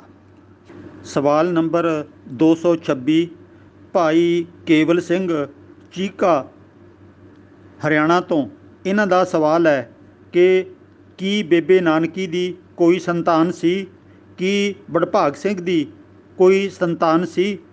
ਗੁਰੂ ਪਿਆਰ ਵਾਲਿਓ, ਬਹੁਤ ਮਹੱਤਵਪੂਰਨ ਗੱਲਾਂ ਸਾਡੇ ਸਾਹਮਣੇ ਰੋਜ਼ਾਨਾ ਆਉਂਦੀਆਂ ਨੇ, ਪਰ ਅਸੀਂ ਧਿਆਨ ਨਹੀਂ ਦਿੰਦੇ। ਕਦੀ ਸੋਚ ਕੇ ਵੇਖੋ, ਗੁਰੂ ਨਾਨਕ ਸਾਹਿਬ ਚਮਤਕਾਰੀ ਕਰਕੇ ਪੇਸ਼ ਕੀਤੇ ਜਾਂਦੇ ਨੇ ਇਤਿਹਾਸਕਾਰਾਂ ਵੱਲੋਂ। ਕਾਰਨ ਸਮਰੱਥ, ਸਰਬ ਕਲਾ ਸਮਰੱਥ, ਉਹ ਧੁਰ ਦਰਗਾਹੋਂ ਆਏ, ਰੱਬ ਦਾ ਰੂਪ ਆਦਿ ਕਹਿ ਕੇ ਬਹੁਤ ਸਤਿਕਾਰ ਦਿੱਤਾ ਜਾਂਦਾ ਹੈ। ਠੀਕ ਹੈ, ਅਸੀਂ ਸਤਿਕਾਰ ਉਹਨਾਂ ਦਾ ਕਰਨਾ ਹੈ, ਪਰ ਇੰਨੀਆਂ ਛੋਟੀਆਂ ਤੇ ਹੋਛੀਆਂ ਗੱਲਾਂ ਦੇ ਨਾਲ ਉਹਨਾਂ ਨੂੰ ਨਾ ਜੋੜੀਏ। ਉਹਨਾਂ ਦਾ ਜਿਹੜਾ ਕਾਰਜ ਖੇਤਰ ਸੀ ਉਹ ਸਮਾਜ ਨੂੰ ਉੱਚਾ ਚੁੱਕਣਾ ਸੀ, ਗਿਆਨਵਾਨ ਬਣਾਉਣਾ ਸੀ, ਨਾ ਕਿ ਲੋਕਾਂ ਦੇ ਘਰੇ ਧੀਆਂ ਪੁੱਤਰ ਜਮਾਉਣੇ ਸੀ। ਇਹ ਕਹਾਣੀਆਂ ਜਿਵੇਂ ਕਿ ਗੁਰੂ ਘਰਾਂ ਨਾਲ ਜੁੜ ਗਈਆਂ ਨੇ, ਸਾਧ ਬਾਬਿਆਂ ਨੇ ਜੋੜ ਦਿੱਤੀਆਂ ਨੇ, ਬਹੁਤ ਕੁਝ ਹੈ। ਖੈਰ, ਇੱਥੇ ਮੈਂ ਬੇਨਤੀ ਕਰਨੀ ਚਾਹੁੰਦਾ, ਇਹਨਾਂ ਨੇ ਜੋ ਭਾਈ ਕੇਵਲ ਸਿੰਘ ਨੇ ਸਵਾਲ ਕੀਤਾ ਉਹ ਹੈ ਕਿ ਬੇਬੇ ਨਾਨਕੀ ਦੇ ਘਰ ਧੀ ਪੁੱਤਰ ਕਿਉਂ ਨਹੀਂ ਹੋਇਆ। ਉਹ ਤੇ ਗੁਰੂ ਨਾਨਕ ਸਾਹਿਬ ਦੀ ਸਕੀ ਭੈਣ ਸੀ, ਤੇ ਗੁਰੂ ਨਾਨਕ ਸਾਹਿਬ ਜੇ ਇਹੋ ਜਿਹੀਆਂ ਸ਼ਕਤੀਆਂ ਦੇ ਮਾਲਕ ਜਿਵੇਂ ਕਿ ਬਣਾਏ ਗਏ ਨੇ, ਤਾਂ ਫਿਰ ਉਹ ਮਾਲਕ ਸਨ ਇਹਨਾਂ ਸ਼ਕਤੀਆਂ ਦੇ। ਆਪਣੀ ਭੈਣ ਦੇ ਘਰ ਅਰਦਾਸ ਕਰਕੇ ਰੱਬ ਕੋਲੋਂ ਪੁੱਤਰ ਲੈ ਕੇ ਉਹਨਾਂ ਨੂੰ ਕਿਉਂ ਨਹੀਂ ਦੇ ਦਿੱਤਾ। ਸਗੋਂ ਸੱਚ ਇਹ ਹੈ ਕਿ ਜਦੋਂ ਬੇਬੇ ਨਾਨਕੀ ਨੇ ਆਖਿਆ ਕਿ ਮੇਰਾ ਇਕੱਲੀ ਦਾ ਜੀ ਨਹੀਂ ਲੱਗਦਾ, ਤੁਸੀਂ ਵੀ ਜਾ ਰਹੇ ਹੋ ਧਰਮ ਪ੍ਰਚਾਰ ਦੌਰੇ 'ਤੇ, ਉਦਾਸੀ ਧਾਰਨ ਕਰ ਲਈ ਹੈ, ਤੇ ਮੈਂ ਇੰਨੀ ਉਮਰ ਦੇ ਵਿੱਚ ਉਦਾਸ ਹੋਵਾਂਗੀ, ਤੁਹਾਨੂੰ ਯਾਦ ਕਰਾਂਗੀ ਤੇ ਘਰੇ ਧੀ ਪੁੱਤਰ ਵੀ ਕੋਈ ਨਹੀਂ ਹੈ। ਤੇ ਗੁਰੂ ਨਾਨਕ ਸਾਹਿਬ ਨੇ ਆਪਣਾ ਪੁੱਤਰ ਉਹਨਾਂ ਦੇ ਹਵਾਲੇ ਕਰ ਦਿੱਤਾ ਕਿ ਭੈਣ ਆ ਬੇਟਾ ਤੂੰ ਮੇਰਾ ਆਪਣੇ ਕੋਲੇ ਰੱਖ ਲੈ, ਹੱਸ ਖੇਡ ਇਹਨੂੰ ਮੱਤ ਦੇ ਤੇ ਨਾਲੇ ਤੇਰਾ ਦਿਲ ਲੱਗਿਆ ਰਹੇਗਾ ਤੇ ਨਾਲੇ ਇਸ ਬੱਚੇ ਦੀ ਸੰਭਾਲ ਹੋਵੇਗੀ। ਤੇ ਬੇਬੇ ਨਾਨਕੀ ਦੇ ਘਰ ਕੋਈ ਔਲਾਦ ਨਹੀਂ ਤੇ ਨਾ ਗੁਰੂ ਨਾਨਕ ਸਾਹਿਬ ਨੇ ਉਹਨਾਂ ਨੂੰ ਕਦੇ ਵਾਅਦਾ ਕੀਤਾ, ਬਚਨ ਦਿੱਤਾ ਕਿ ਮੈਂ ਅਰਦਾਸ ਕਰਕੇ ਤੁਹਾਡੇ ਘਰ ਪੁੱਤਰ ਪੈਦਾ ਕਰਾਂਗਾ। ਹੁਣ ਅੰਦਾਜ਼ਾ ਲਾ ਕੇ ਵੇਖੋ, ਜਿਸ ਗੁਰੂ ਨਾਨਕ ਦੀ ਸਕੀ ਭੈਣ ਦੇ ਘਰੇ ਧੀ ਪੁੱਤਰ ਨਹੀਂ ਹੈ ਤੇ ਅਸੀਂ ਅੱਜ ਸਾਧ ਸੰਤ ਆਦਿਕ ਗੁਰੂ ਗ੍ਰੰਥ ਸਾਹਿਬ ਅੱਗੇ ਅਰਦਾਸ ਕਰਕੇ ਜਾਂ ਆਪ ਕੋਈ ਫਲ ਦੇ ਕੇ ਕੋਈ ਪ੍ਰਸ਼ਾਦ ਦੇ ਕੇ ਲੋਕਾਂ ਦੀਆਂ ਨੂੰਹਾਂ ਧੀਆਂ ਨੂੰ ਪੁੱਤਰ ਦੇਣ ਦੀ ਕੁਚੱਜੀ ਖੇਡ ਰਹੇ ਹਾਂ, ਜਿਹੜੀ ਕਿ ਜਾਇਜ਼ ਨਹੀਂ ਹੈ, ਗੁਰਮਤਿ ਤੋਂ ਉਲਟ ਹੈ। ਜੇ ਕਿਸੇ ਨੂੰ ਕੋਈ ਮੁਸ਼ਕਲ ਆਉਂਦੀ ਹੈ ਔਲਾਦ ਦੀ ਤਾਂ ਮੈਡੀਕਲ ਇਲਾਜ ਕਰਾਉਣਾ ਬਣਦਾ ਹੈ, ਡਾਕਟਰ ਤੋਂ ਸਲਾਹ ਲੈਣੀ ਬਣਦੀ ਹੈ, ਟੈਸਟ ਕਰਾਉਣੇ ਬਣਦੇ ਨੇ ਕਿ ਨੁਕਸ ਕਿਹਦੇ ਵਿੱਚ ਹੈ। ਨੁਕਸ ਆਦਮੀ 'ਚ ਵੀ ਹੋ ਸਕਦਾ ਹੈ, ਔਰਤ ਵਿੱਚ ਵੀ ਹੋ ਸਕਦਾ ਹੈ, ਪਰ ਇਹ ਧੀਆਂ ਪੁੱਤਰ ਦੇਣ ਦੀਆਂ ਅਰਦਾਸਾਂ ਵਰਦਾਨ ਇਹਨਾਂ ਦੀ ਕੋਈ ਕੀਮਤ ਨਹੀਂ ਹੈ। ਅਗਲੀ ਗੱਲ, ਸ਼੍ਰੋਮਣੀ ਗੁਰਦੁਆਰਾ ਪ੍ਰਬੰਧਕ ਕਮੇਟੀ ਦੇ 27 ਸਾਲ ਤੱਕ ਲਗਾਤਾਰ ਰਹੇ ਪ੍ਰਧਾਨ ਸਰਦਾਰ ਗੁਰਚਰਨ ਸਿੰਘ ਟੌਹੜਾ, ਉਹਨਾਂ ਦੇ ਨਾ ਧੀ ਸੀ ਤੇ ਨਾ ਪੁੱਤਰ ਸੀ। ਉਹਨਾਂ ਨੇ ਪਤਾ ਨਹੀਂ ਕਿੰਨੇ ਅਖੰਡ ਪਾਠ ਕਰਾਏ ਹੋਣਗੇ, ਕਿੰਨੇ ਸਾਧਾਂ ਸੰਤਾਂ ਤੋਂ ਉਹਨਾਂ ਨੇ ਵਰਦਾਨ ਲਏ ਹੋਣਗੇ ਤੇ ਕਿੰਨੀਆਂ ਅਰਦਾਸਾਂ ਹੋਈਆਂ ਹੋਣਗੀਆਂ, ਪਰ 27 ਸਾਲ ਰਹੇ ਪ੍ਰਧਾਨ ਦੇ ਘਰ ਧੀ ਪੁੱਤਰ ਪੈਦਾ ਨਹੀਂ ਹੋਇਆ। ਉਹਨਾਂ ਨੇ ਹੋਰ ਲੜਕੀ ਗੋਦ ਲੈ ਕੇ ਆਪਣੀਆਂ ਬੱਚਿਆਂ ਦੀਆਂ ਲੋੜਾਂ ਪੂਰੀਆਂ ਕੀਤੀਆਂ, ਲਾਡ ਪਿਆਰ ਕੀਤਾ, ਉਸ ਬੇਟੀ ਨੂੰ ਪਾਲਿਆ ਪੜ੍ਹਾਇਆ, ਪਰ ਉਹਨਾਂ ਦੇ ਜਿਹੜਾ ਖੂਨ ਦੇ ਰਿਸ਼ਤੇ 'ਚੋਂ ਕੋਈ ਬੱਚਾ ਪੈਦਾ ਨਹੀਂ ਹੋਇਆ। ਇਸੇ ਤਰ੍ਹਾਂ ਜੋਗਿੰਦਰ ਸਿੰਘ ਬਦੰਤੀ ਅਕਾਲ ਤਖਤ ਦਾ ਲੰਮੇ ਸਮੇਂ ਤੱਕ ਰਿਹਾ ਜਥੇਦਾਰ, ਉਹਦੇ ਘਰ ਕੇਵਲ ਬੇਟੀ ਹੈ ਤੇ ਲੜਕਾ ਉਹਨਾਂ ਦੇ ਵੀ ਨਹੀਂ ਹੈ। ਅਕਾਲ ਤਖਤ ਦਾ ਜਥੇਦਾਰ ਜਿਹੜਾ ਕਿ ਬਹੁਤ ਵੱਡਾ ਦਰਜਾ ਮੰਨਿਆ ਜਾਂਦਾ ਹੈ, ਸਾਡੇ ਵਿੱਚ ਪ੍ਰਚਾਰਿਆ ਗਿਆ, ਇਹਨਾਂ ਦੀ ਬਹੁਤ ਵੱਡੀ ਤਾਕਤ ਹੈ, ਦਰਜਾ ਹੈ, ਹੈਸੀਅਤ ਹੈ, ਬਹੁਤ ਕਿਹਾ ਜਾਂਦਾ ਹੈ, ਤੇ ਉਹਦੇ ਘਰ ਵੀ ਕੋਈ ਲੜਕਾ ਨਹੀਂ ਸੀ।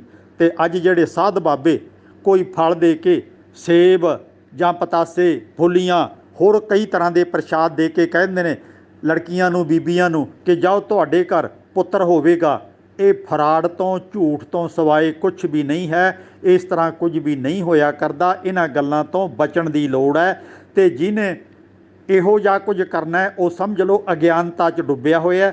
ਉਹਨੂੰ ਵਿਗਿਆਨਕ ਢੰਗ ਦੀ ਸੋਚ ਉਹਦੀ ਅਜੇ ਨਹੀਂ ਬਣੀ, ਉਹਨੂੰ ਨਹੀਂ ਪਤਾ ਕਿ ਸਾਧਾਂ ਸੰਤਾਂ ਕੋਲੋਂ ਇਸ ਤਰ੍ਹਾਂ ਪੁੱਤਰ ਨਹੀਂ ਮਿਲ ਸਕਦੇ ਹੁੰਦੇ।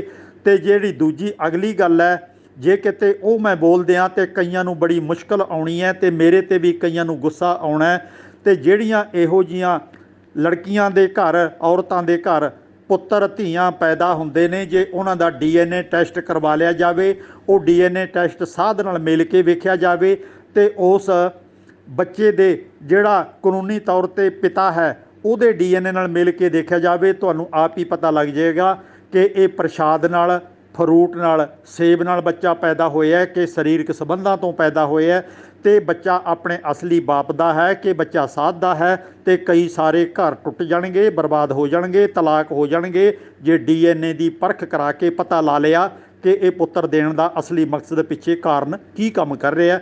ਇਹਨਾਂ ਕੰਮਾਂ ਤੋਂ, ਪੁੱਤਰ ਆਦਿਕ ਦੇ ਚੱਕਰ ਤੋਂ ਬਚਿਆ ਜਾਵੇ।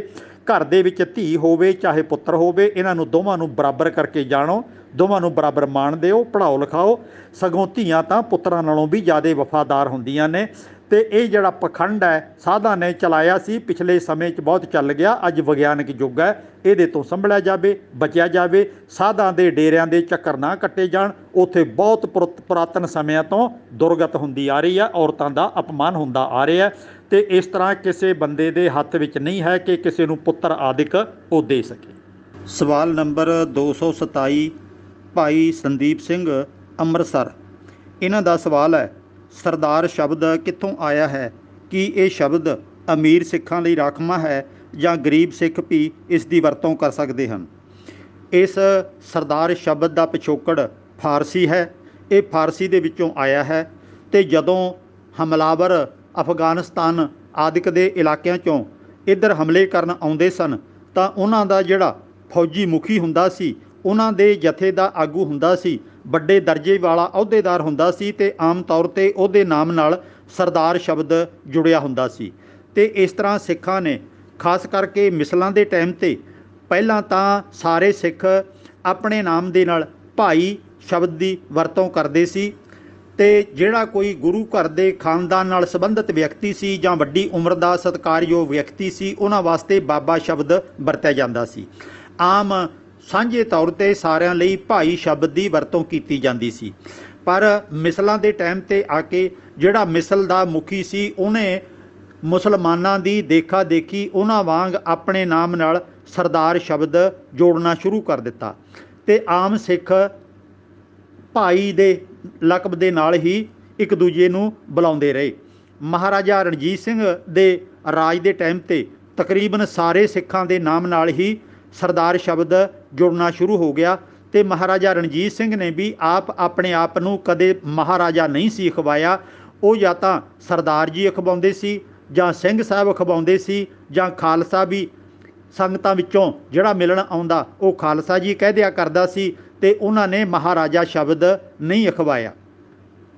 ਅਤੇ ਜਿਹੜੇ ਪੂਰਬੀ ਇਲਾਕਿਆਂ ਦੇ ਸਿੱਖ ਸਨ, ਭਾਵ ਕਿ ਮਾਲਵੇ ਆਦਿਕ ਦੇ ਜਿਹੜੇ ਸਿੱਖ ਸਨ, ਇਹਨਾਂ ਨੇ ਆਪਣੇ ਸਿੱਖਾਂ ਵਾਸਤੇ ਅਤੇ ਜਿਹੜੇ ਹੋਰ ਮੁਲਾਜ਼ਮ ਸਨ, ਭਾਵੇਂ ਉਹ ਮੁਸਲਮਾਨ ਸੀ, ਭਾਵੇਂ ਹਿੰਦੂ ਸੀ, ਅਤੇ ਭਾਵੇਂ ਸਿੱਖ ਸੀ, ਸਿੱਖ ਰਾਜਿਆਂ ਨੇ ਆਪਣੇ ਵੱਡੇ ਅਫਸਰਾਂ ਦੇ ਨਾਮ ਨਾਲ ਸਰਦਾਰ ਸ਼ਬਦ ਲਿਖਵਾਉਣਾ ਸ਼ੁਰੂ ਕਰ ਦਿੱਤਾ, ਅਤੇ ਇਹ ਹੌਲੀ ਹੌਲੀ ਸਾਰੇ ਕਿਤੇ ਪ੍ਰਚਲਿਤ ਹੋ ਗਿਆ। ਅੰਗਰੇਜ਼ਾਂ ਨੇ ਵੀ ਇਹਦੀ ਕੋਈ ਵਿਰੋਧ ਨਾ ਕੀਤਾ, ਅਤੇ ਜਿਹੜਾ ਕੋਈ ਵੱਡੇ ਦਰਜੇ ਵਾਲਾ ਹੁੰਦਾ ਸੀ ਉਹਨੂੰ ਸਰਦਾਰ ਕਰਕੇ ਲਿਖਿਆ ਅਤੇ ਬੋਲਿਆ ਜਾਣ ਲੱਗ ਪਿਆ, ਅਤੇ ਬਹੁਤ ਸਾਰੇ ਸਿੱਖਾਂ ਦੀ ਵਿੱਚੋਂ 94 ਬੰਦੇ ਜਿਹੜੇ ਅੰਗਰੇਜ਼ਾਂ ਨੂੰ ਪਸੰਦ ਆਉਂਦੇ, ਉਹਨਾਂ ਦੀ ਮਰਜ਼ੀ ਦੇ ਮੁਤਾਬਕ ਕੋਈ ਵੱਡਾ ਕਾਰਜ ਕਰਕੇ ਵਿਖਾਉਂਦੇ ਤਾਂ ਉਹਨੂੰ ਸਰਦਾਰ ਬਹਾਦਰ ਦਾ ਖਿਤਾਬ ਵੀ ਅੰਗਰੇਜ਼ਾਂ ਵੱਲੋਂ ਦਿੱਤਾ ਜਾਂਦਾ ਸੀ। ਪਰ ਹੁਣ ਮੁੜ ਕੇ ਆਉਂਦੀ ਹੈ ਗੱਲ ਉੱਥੇ ਕਿ ਸਿੱਖਾਂ 'ਚ ਇਹ ਵਖਰੇਵਾਂ ਕਿਉਂ? ਅਮੀਰ ਲੋਕਾਂ ਦੇ ਨਾਮ ਨਾਲ ਤਾਂ ਸਰਦਾਰ ਸ਼ਬਦ ਜੋੜ ਦਿੱਤਾ ਗਿਆ, ਪਰ ਗਰੀਬ ਸਿੱਖ ਆਪਣੇ ਨਾਮ ਨਾਲ ਕੀ ਲਿਖਣ? ਅੱਜ ਸਰਦਾਰ ਦਾ ਮਾਇਨਾ ਆਮ ਤੌਰ 'ਤੇ ਹੰਕਾਰਿਆ ਵਿਅਕਤੀ ਹੋ ਗਿਆ, ਅਤੇ ਆਮ ਬੰਦੇ ਨਾਲ ਉਹ ਗੱਲ ਕਰਨ ਨੂੰ ਵੀ ਤਿਆਰ ਨਹੀਂ ਹੈ।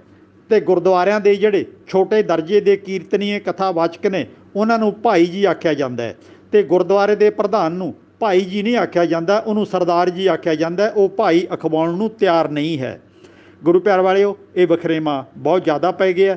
ਇਹਨੂੰ ਆਪਾਂ ਮਿਟਾਉਣ ਦੇ ਵਿੱਚ ਪ੍ਰਚਾਰ ਦੇ ਰਾਹੀਂ ਆਪਣਾ ਯੋਗਦਾਨ ਪਾਈਏ। ਅਸੀਂ ਸਾਰੇ ਹੀ ਭੈਣ ਭਾਈ ਹਾਂ, ਸਾਡੇ 'ਚ ਕੋਈ ਵੱਡਾ ਛੋਟਾ ਨਹੀਂ ਹੈ। ਕਿਸੇ ਦਾ ਸਤਿਕਾਰ ਕਰਨਾ, ਕਦਰ ਕਰਨੀ ਉਹ ਅਲੱਗ ਗੱਲ ਹੈ, ਪਰ ਦੂਜੇ ਨੂੰ ਨੀਵਾਂ ਸਮਝਣਾ ਇਹ ਵਾਜਬ ਨਹੀਂ ਹੈ। ਗੁਰਬਾਣੀ 'ਚ ਸਰਦਾਰ ਸ਼ਬਦ ਬਹੁਤੀ ਵਾਰੀ ਨਹੀਂ ਆਇਆ। ਇੱਕ ਪੰਕਤੀ ਮੈਂ ਤੁਹਾਡੇ ਸਾਹਮਣੇ ਰੱਖਣ ਲੱਗਿਆ, ਉੱਥੇ ਵੀ ਸੱਸੇ ਨੂੰ ਸਿਹਾਰੀ ਦੇ ਨਾਲ ਆਉਂਦਾ, ਸਿਰਦਾਰ ਸ਼ਬਦ ਆਉਂਦਾ। ਸੱਚੇ ਕੀ ਸਰਕਾਰ ਜੁਗ ਜੁਗ ਜਾਣੀ ਹੈ, ਹੁਕਮ ਮੰਨੇ ਸਿਰਦਾਰ ਦਰ ਦੀ ਬਾਣੀ ਹੈ। ਗੱਲ ਤਾਂ ਹੈ ਕਿ ਆਪਣੇ ਗੁਰੂ ਦੀ, ਆਪਣੇ ਨਿਰੰਕਾਰ ਦੀ ਜੋ ਬਣਾਈ ਹੋਈ ਮਰਿਆਦਾ ਹੈ, ਜੋ ਉਹਨਾਂ ਵੱਲੋਂ ਦਿੱਤਾ ਹੋਇਆ ਸੰਦੇਸ਼ ਹੈ, ਉਪਦੇਸ਼ ਹੈ, ਜੋ ਸਾਨੂੰ ਰਹਿਤਾਂ ਬਹਿਤਾਂ ਦਿੱਤੀਆਂ ਨੇ, ਭਾਵ ਕਿ ਚੰਗੇ ਇਨਸਾਨ ਬਣਨ ਦੀਆਂ, ਅਤੇ ਉਹਦੇ ਅਨੁਸਾਰ ਜ਼ਿੰਦਗੀ ਬਤੀਤ ਆਪਾਂ ਕਰਨੀ ਹੈ, ਅਤੇ ਕੁਦਰਤ ਦੇ ਅਟਲ ਨਿਯਮਾਂ ਨੂੰ ਸਮਝਣਾ। ਸੱਚੇ ਕੀ ਸਰਕਾਰ ਜੁਗ ਜੁਗ ਜਾਣੀ ਹੈ। ਇਹ ਜਿਹੜੀ ਇਸ ਤਰ੍ਹਾਂ ਦੀ ਬਣੀ ਹੋਈ ਕੁਦਰਤੀ ਸਰਕਾਰ ਹੈ, ਇਹ ਤਾਂ ਜੁਗਾਂ ਜੁਗਾਂਤਰਾਂ ਤੋਂ ਚੱਲਦੀ ਆ ਰਹੀ ਹੈ। ਉਸ ਨਿਯਮ ਨੂੰ ਸਮਝਣ ਵਾਲਾ ਹੁਕਮ ਮੰਨੇ ਸਿਰਦਾਰ ਦਰ ਦੀ ਬਾਣੀ ਹੈ। ਜਿਹੜਾ ਸਰਦਾਰ ਇਸ ਹੁਕਮ ਨੂੰ, ਨਿਯਮ ਨੂੰ ਸਮਝ ਲੈਂਦਾ, ਉਹ ਮਾਨੋ ਪ੍ਰਵਾਨ ਹੋ ਜਾਂਦਾ। ਸੋ ਸਾਡੇ ਵਿੱਚ ਭਾਈ ਸ਼ਬਦ ਹੀ ਪ੍ਰਚਲਿਤ ਹੋਣਾ ਚਾਹੀਦਾ। ਅਸੀਂ ਸਾਰੇ ਭੈਣ ਭਾਈ ਹਾਂ, ਵੱਡਾ ਛੋਟਾ ਸਾਡੇ 'ਚ ਨਹੀਂ ਹੋਣਾ ਚਾਹੀਦਾ। ਪਰ ਦੁਖਦਾਈ ਪਹਿਲੂ ਇਹ ਹੈ ਕਿ ਅਸੀਂ ਅੱਜ ਤੱਕ ਬਰਾਬਰਤਾ ਵਾਲਾ ਕੰਮ ਪ੍ਰੈਕਟੀਕਲ ਤੌਰ 'ਤੇ ਨਹੀਂ ਵਿਖਾ ਸਕੇ। ਇੱਥੇ ਊਚ ਨੀਚ, ਛੂਆ-ਛਾਤ ਅਤੇ ਅਮੀਰੀ ਗਰੀਬੀ, ਅਤੇ ਜਿਹੜਾ ਛੋਟੀਆਂ ਜਾਤਾਂ ਵੱਡੀਆਂ ਜਾਤਾਂ, ਗੁਰਦੁਆਰੇ ਅਲੱਗ-ਅਲੱਗ ਬਹੁਤ ਕੁਝ ਬਣ ਚੁੱਕਿਆ ਹੋਇਆ। ਇਸ ਪਾਸੇ ਸਾਨੂੰ ਬਹੁਤ ਸਾਵਧਾਨ ਹੋਣ ਦੀ ਲੋੜ ਹੈ। ਅਸੀਂ ਤਾਂ ਪਹਿਲਾਂ ਹੀ ਬਹੁਤ ਘੱਟ ਗਿਣਤੀ ਦੇ ਵਿੱਚ ਹਾਂ। ਇਸ ਤਰ੍ਹਾਂ ਪਾਟੋ ਧਾੜ ਦੇ ਵਿੱਚ ਸਾਡੀ ਤਾਕਤ ਹੋਰ ਵੀ ਕਮਜ਼ੋਰ ਪੈ ਗਈ ਹੈ। ਜੇ ਅਸੀਂ ਏਕਤਾ ਦੇ ਸੂਤਰ ਵਿੱਚ ਪਰੋਏ ਰਹੀਏ, ਬਰਾਬਰਤਾ ਨਾਲ ਸਾਰਿਆਂ ਦਾ ਸਤਿਕਾਰ ਕਰੀਏ, ਭਾਈ ਸ਼ਬਦ ਦੀ ਆਪਾਂ ਜ਼ਿਆਦਾ ਤੋਂ ਜ਼ਿਆਦਾ ਵਰਤੋਂ ਕਰੀਏ, ਤਾਂ ਹੀ ਸਾਡੇ ਵਾਸਤੇ ਲਾਹੇਵੰਦ ਹੋ ਸਕਦੀ ਹੈ। ਸਵਾਲ ਨੰਬਰ 228 ਭਾਈ ਦਲਜੀਤ ਸਿੰਘ ਹਿਸਾਰ ਹਰਿਆਣੇ ਤੋਂ। ਇਹਨਾਂ ਦਾ ਸਵਾਲ ਹੈ ਕਿ ਨਾਮ ਕੀ ਹੈ, ਨਾਮ ਕਿਸ ਦਾ ਜਪਣਾ ਹੈ, ਕਿਵੇਂ ਜਪਣਾ ਹੈ, ਨਾਮ ਦੇਣ ਦਾ ਅਧਿਕਾਰੀ ਕੌਣ ਹੈ, ਡੇਰੇਦਾਰ ਨਾਮ ਦੇਣ ਦਾ ਪਖੰਡ ਕਿਉਂ ਕਰਦੇ ਨੇ।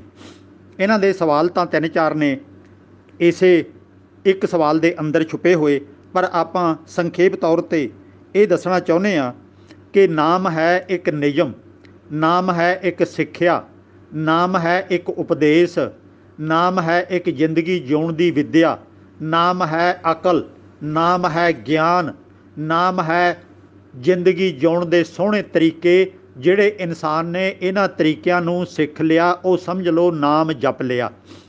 ਅਸੀਂ ਤਾਂ ਸਾਧਾਂ ਸੰਤਾਂ ਦੇ ਆਖੇ ਲੱਗ ਕੇ ਅਗਿਆਨਤਾ ਦੇ ਕਾਰਨ ਚੌਂਕੜੇ ਮਾਰ ਕੇ ਅੱਖਾਂ ਮੀਟ ਕੇ ਨਾਮ ਸਿਮਰਨ ਕਰਨ ਲੱਗ ਪਏ, ਅਤੇ ਵਿਦੇਸ਼ੀਆਂ ਨੇ ਆ ਕੇ ਸਾਡੀ ਸੰਘੀ ਨੱਪ ਲਈ ਅਤੇ ਸਾਨੂੰ ਗੁਲਾਮ ਬਣਾ ਲਿਆ, ਅਤੇ ਅਸੀਂ ਨਾਮ ਜਪਦੇ ਹੀ ਰਹਿ ਗਏ। ਵਿਦੇਸ਼ਾਂ ਵਾਲਿਆਂ ਨੇ, ਜਿਨ੍ਹਾਂ ਨੇ ਆਪਣੇ ਦੇਸ਼ ਦੇ ਵਿੱਚ ਨਾਮ ਸਿਮਰਨ ਦਾ ਗੋਰਖ ਧੰਦਾ ਛੱਡ ਕੇ ਆਪਣੇ ਲੋਕਾਂ ਨੂੰ ਸਿਆਣੇ ਬਣਾਇਆ, ਸਕੂਲ ਖੋਲ੍ਹੇ, ਕਾਲਜ ਖੋਲ੍ਹੇ, ਵਿਗਿਆਨਕ ਨਜ਼ਰੀਏ ਨਾਲ ਲੋਕਾਂ ਨੂੰ ਵਿੱਦਿਆ ਦਿੱਤੀ, ਅਤੇ ਉਹ ਤਰੱਕੀ ਕਰਦੇ ਕਿਤੇ ਦੀ ਕਿਤੇ ਲੰਘ ਗਏ, ਅਤੇ ਬਹੁਤ ਸਾਰੇ ਦੇਸ਼ਾਂ ਦੇ ਉੱਤੇ ਉਹਨਾਂ ਨੇ ਕਬਜ਼ਾ ਜਮਾ ਲਿਆ, ਅਤੇ ਅਸੀਂ ਕੇਵਲ ਨਾਮ ਸਿਮਰਨ ਕਰਨ ਜੋਗੇ ਰਹਿ ਗਏ। ਉਹਨਾਂ ਨੇ ਇੰਨੀਆਂ ਕਾਢਾਂ ਕੱਢੀਆਂ, ਉਹਨਾਂ ਨੇ ਬੈਠੇ ਬਿਠਾਇਆਂ ਨੇ ਆਪਣੇ ਦੇਸ਼ ਦੇ ਵਿੱਚ ਫੈਕਟਰੀਆਂ ਦੇ ਰਾਹੀਂ ਅਜਿਹੀਆਂ ਮਸ਼ੀਨਾਂ, ਅਜਿਹੀਆਂ ਲੋੜ ਵਾਲੀਆਂ ਚੀਜ਼ਾਂ ਬਣਾ ਲਈਆਂ ਕਿ ਦੁਨੀਆ ਦਾ ਉਹਦੇ ਬਿਨਾਂ ਕੰਮ ਨਹੀਂ ਚੱਲਦਾ। ਉਹ ਖਰੀਦਣੀਆਂ ਪੈ ਗਈਆਂ ਮਹਿੰਗੇ ਤੋਂ ਮਹਿੰਗੇ ਮੁੱਲ 'ਤੇ, ਭਾਵੇਂ ਉਹ ਜੰਗ ਯੁੱਧ ਵਾਸਤੇ ਤੋਪਾਂ ਨੇ, ਟੈਂਕ ਨੇ, ਹਥਿਆਰ ਨੇ, ਗੋਲਾ ਬਾਰੂਦ ਹੈ, ਚਾਹੇ ਸਾਡੀ ਰੋਜ਼ਾਨਾ ਦੀ ਜ਼ਿੰਦਗੀ 'ਚ ਕੰਮ ਆਉਣ ਵਾਲੀਆਂ ਚੀਜ਼ਾਂ ਨੇ। ਉਹਨਾਂ ਨੇ ਨਾਮ ਸਿਮਰਨ ਨਹੀਂ ਕੀਤਾ, ਉਹਨਾਂ ਨੇ ਅਕਲਬੰਦੀ ਨਾਲ ਆਪਣੇ ਲੋਕਾਂ ਨੂੰ ਪੜ੍ਹਾਇਆ, ਲਿਖਾਇਆ ਅਤੇ ਸਿਆਣੇ ਬਣਾਇਆ, ਅਤੇ ਅੱਜ ਉਹ ਦੇਸ਼ ਕਿਤੇ ਦੀ ਕਿਤੇ ਅੱਗੇ ਲੰਘ ਗਏ, ਅਸੀਂ ਕੇਵਲ ਨਾਮ ਸਿਮਰਨ ਜੋਗੇ ਰਹਿ ਗਏ।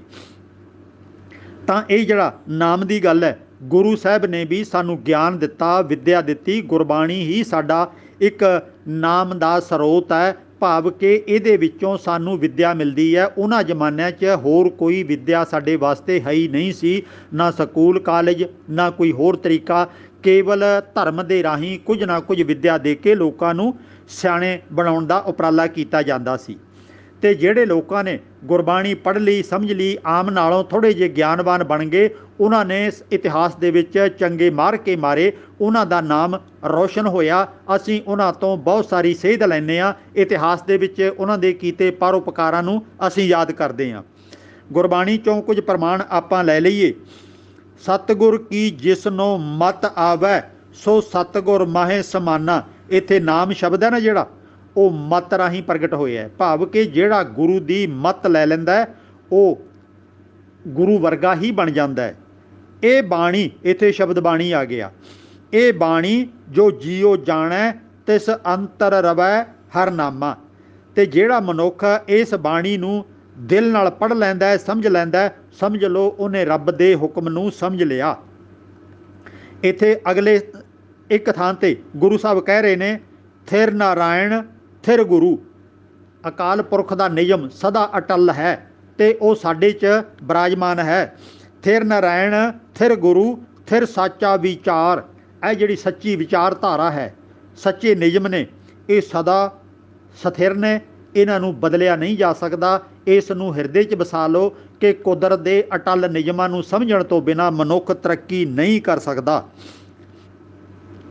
ਗੁਰੂ ਸਾਹਿਬ ਕਹਿ ਰਹੇ ਨੇ, ਸਤਿਗੁਰ ਕੀ ਬਾਣੀ ਸਤ ਸਤ ਕਰ ਜਾਣੋ ਗੁਰ ਸਿੱਖੋ ਹਰ ਕਰਤਾ ਆਪ ਮੂੰਹੋਂ ਕਢਾਏ। ਇੱਥੇ ਧਿਆਨ ਰਹਿਣਾ, ਇੱਥੇ ਸਤਿਗੁਰ ਕੀ ਬਾਣੀ ਸ਼ਬਦ ਨਾਮ ਵਾਸਤੇ ਆ ਗਿਆ। ਅਗਲੇ ਇੱਕ ਥਾਂ 'ਤੇ ਗੁਰੂ ਸਾਹਿਬ ਕਹਿੰਦੇ ਨੇ, ਨੌ ਪੜ੍ਹੀ ਹੈ। ਨਾਮ ਦੀ ਗੱਲ ਆਈ ਸੀ ਨਾ, ਨਾਮ ਪੜ੍ਹੀ ਹੈ, ਨੌ ਪੜ੍ਹੀ ਹੈ, ਨੌ ਬੂਝੀ ਹੈ, ਗੁਰਮਤੀ ਵਿਚਾਰਾ। ਗੁਰਮਤੀ ਨਾਮ ਧਨ ਖੱਟਿਆ ਭਗਤੀ ਭਰੇ ਭੰਡਾਰਾ। ਗੁਰੂ ਦੀ ਮੱਤ ਆ ਗਈ, ਮਾਨੋ ਭਗਤੀ ਕਰ ਲਈ ਅਤੇ ਗਿਆਨ ਦਾ ਭੰਡਾਰਾ ਇਕੱਠਾ ਹੋ ਗਿਆ। ਜਦੋਂ ਮਨੁੱਖ ਕੋਲੇ ਗਿਆਨ ਆ ਗਿਆ ਤਾਂ ਉਹਨੇ ਸਭ ਕੁਝ ਆਪੇ ਹੀ ਪ੍ਰਾਪਤ ਕਰ ਲੈਣਾ। ਗੁਰਬਾਣੀ ਵਰਤੀ ਜਗ ਅੰਤਰ ਇਸ ਬਾਣੀ ਤੇ ਹਰ ਨਾਮ ਪਾਏਂਦਾ।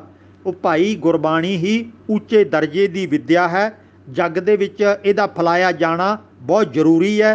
ਅਤੇ ਗੁਰੂ ਸਾਹਿਬ ਕਹਿ ਰਹੇ ਨੇ, ਇਸ ਬਾਣੀ ਤੇ ਹਰ ਨਾਮ ਪਾਏਂਦਾ। ਜਿਹੜੇ ਨਾਮ ਦੀਆਂ ਤੁਸੀਂ ਗੱਲਾਂ ਕਰਦੇ ਹੋ ਇਹ ਬਾਣੀ ਦੇ ਵਿੱਚ ਹੀ ਨਾਮ ਹੈ, ਬਾਣੀ ਹੀ ਨਾਮ ਹੈ, ਕੋਈ ਵੱਖਰਾ ਨਾਮ ਨਹੀਂ ਹੈ। ਗੁਰੂ ਸਾਹਿਬ ਨੇ ਤਾਂ ਬੜੇ ਢੰਗਾਂ ਨਾਲ ਇਸ ਬਾਣੀ ਦੀ ਮਹਿਮਾ ਸਾਡੇ ਸਾਹਮਣੇ ਰੱਖੀ ਹੈ। ਪਾਰ ਬ੍ਰਹਮ ਹੋਆ ਸਹਾਈ, ਕਥਾ ਕੀਰਤਨ ਸੁਖਦਾਈ, ਗੁਰਪੂਰੇ ਕੀ ਬਾਣੀ, ਜਪ ਆਨੰਦ ਕਰੋ ਨਿਤ ਪ੍ਰਾਣੀ। ਭਾਈ ਕਥਾ ਕੀਰਤਨ ਅਤੇ ਗੁਰਬਾਣੀ ਇਹ ਸਾਰਾ ਕੁਝ ਹੀ ਮਹਾਨ ਹੈ, ਪਰ ਅਸਲ ਮਸਲਾ ਹੈ ਇਹਦੇ ਤੋਂ ਮੱਤ ਲੈਣੀ ਹੈ, ਸਿੱਖਿਆ ਲੈਣੀ ਹੈ। ਤੇ ਗੁਰੂ ਸਾਹਿਬ ਤਾਂ ਕਹਿ ਰਹੇ ਨੇ, ਜਿਨ ਬਾਣੀ ਸਿਉ ਚਿਤ ਲਾਇਆ, ਸੇ ਜਨ ਨਿਰਮਲ ਪ੍ਰਵਾਨ, ਨਾਨਕ ਨਾਮ ਤਿਨਾ ਕਦੇ ਨਾ ਬਿਸਰੈ, ਸੇ ਦਰ ਸੱਚੇ ਜਾਣ। ਬਹੁਤ ਵਾਰੀ ਕਿਤੇ ਨਾਮ, ਕਿਤੇ ਸਿਮਰਨ, ਕਿਤੇ ਉਪਦੇਸ਼, ਕਿਤੇ ਬਾਣੀ, ਇਹ ਸਾਰਾ ਕੁਝ ਗੁਰਬਾਣੀ 'ਚ ਵੱਖੋ ਵੱਖਰੇ ਢੰਗਾਂ ਨਾਲ ਇੱਕੋ ਗੱਲ ਨੂੰ ਕਹਿਣ ਦੇ ਕਈ ਸਾਰੇ ਤਰੀਕੇ ਹੁੰਦੇ ਨੇ।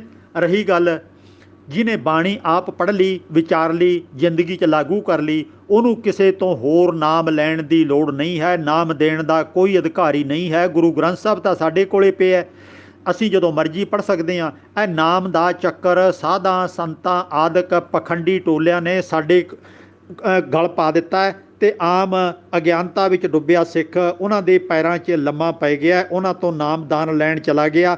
ਬਹੁਤ ਸਾਰੇ ਡੇਰੇ ਇਹੋ ਜਿਹੇ ਨੇ ਜਿਹੜੇ ਕਿ ਗੁਪਤ ਤੌਰ 'ਤੇ ਆਪਣੇ ਸੇਵਕਾਂ ਨੂੰ ਨਾਮ ਦਿੰਦੇ ਨੇ ਅਤੇ ਇਹ ਕਹਿੰਦੇ ਨੇ ਅੱਗੇ ਨਾਮ ਕਿਸੇ ਨੂੰ ਦੱਸਣਾ ਨਹੀਂ, ਨਹੀਂ ਤਾਂ ਇਹਦੀ ਸ਼ਕਤੀ ਖਤਮ ਹੋ ਜਾਣੀ ਹੈ।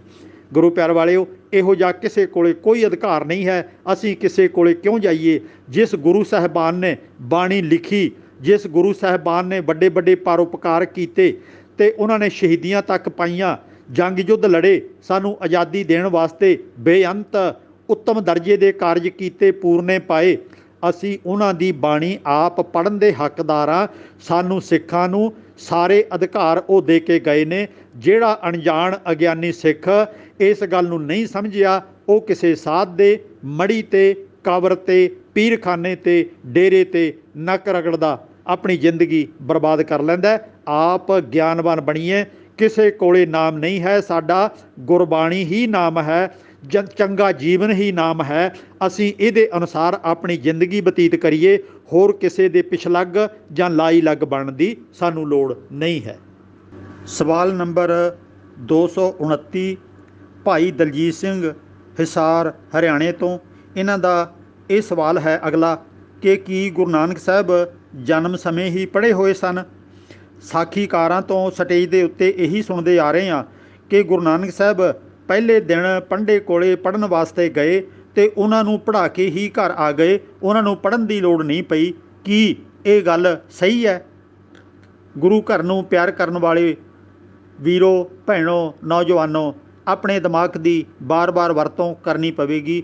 ਇਹ ਤਾਂ ਅਸੀਂ ਮੰਨ ਸਕਦੇ ਹਾਂ ਕਿ ਗੁਰੂ ਨਾਨਕ ਸਾਹਿਬ ਦਾ ਦਿਮਾਗ ਸਾਡੇ ਨਾਲੋਂ ਬਹੁਤ ਤੇਜ਼ ਸੀ, ਬਹੁਤ ਵਧੀਆ ਢੰਗ ਨਾਲ ਉਹ ਛੇਤੀ ਗੱਲ ਦੀ ਪਕੜ ਕਰਦੇ ਸੀ। ਪਰ ਦੁਨੀਆ ਦੇ ਵਿੱਚ ਜਿੱਥੇ ਰਹਿਣਾ ਹੁੰਦਾ ਹੈ, ਉਸ ਸੱਭਿਅਤਾ ਦੀਆਂ ਗੱਲਾਂ ਉਹ ਸਹਿਜੇ ਹੀ ਸਿੱਖ ਜਾਂਦਾ ਹੈ, ਕੋਈ ਬਹੁਤੀ ਮਿਹਨਤ ਨਹੀਂ ਕਰਨੀ ਪੈਂਦੀ। ਇੱਕ ਗੱਲ ਦਾ ਧਿਆਨ ਰਵੇ, ਜਿਸ ਪਰਿਵਾਰ ਦੇ ਵਿੱਚ ਮਾਹੌਲ ਜਿਹੋ ਜਿਹਾ ਬਣਿਆ ਹੁੰਦਾ, ਉਹ ਬੱਚੇ ਬਿਨਾਂ ਬਹੁਤੀ ਖੇਚਲ ਕੀਤੇ ਉਹੋ ਜਿਹੇ ਮਾਹੌਲ 'ਚ ਢਲੇ ਹੋਏ ਗਿਆਨਵਾਨ ਬਣ ਜਾਂਦੇ ਨੇ। ਜਿਹੜੇ ਘਰਾਂ 'ਚ ਨਸ਼ਾ ਵਰਤਿਆ ਜਾਂਦਾ ਹੈ, ਉਹਨਾਂ ਘਰਾਂ ਦੇ ਆਮ ਤੌਰ 'ਤੇ ਬੱਚੇ ਨਸ਼ੇੜੀ ਬਣ ਜਾਂਦੇ ਨੇ। ਕੋਈ ਵਿਰਲਾ ਬਚਦਾ ਹੈ ਜਿਹੜਾ ਕਿ ਆਪਣੇ ਦਿਮਾਗ ਦੀ ਸਹੀ ਸਮੇਂ 'ਤੇ ਵਰਤੋਂ ਵਧੀਆ ਢੰਗ ਨਾਲ ਕਰ ਸਕਦਾ ਹੈ। ਇਸੇ ਤਰ੍ਹਾਂ ਸਮਾਜਿਕ ਤਾਣੇ ਬਾਣੇ ਦੇ ਵਿੱਚ ਸਾਡਾ ਜਿਹੜਾ ਬਹੁਤਾ ਨੌਜਵਾਨ ਤਬਕਾ ਅਣਜਾਣਪੁਣੇ 'ਚ ਰੁੜ ਜਾਂਦਾ ਹੈ, ਗਲਤੀਆਂ ਕਰ ਬਹਿੰਦਾ, ਕਿਉਂਕਿ ਸਮਾਜ ਦੇ ਵਿੱਚ ਅਜਿਹਾ ਕੁਝ ਪਸਰਿਆ ਹੋਇਆ।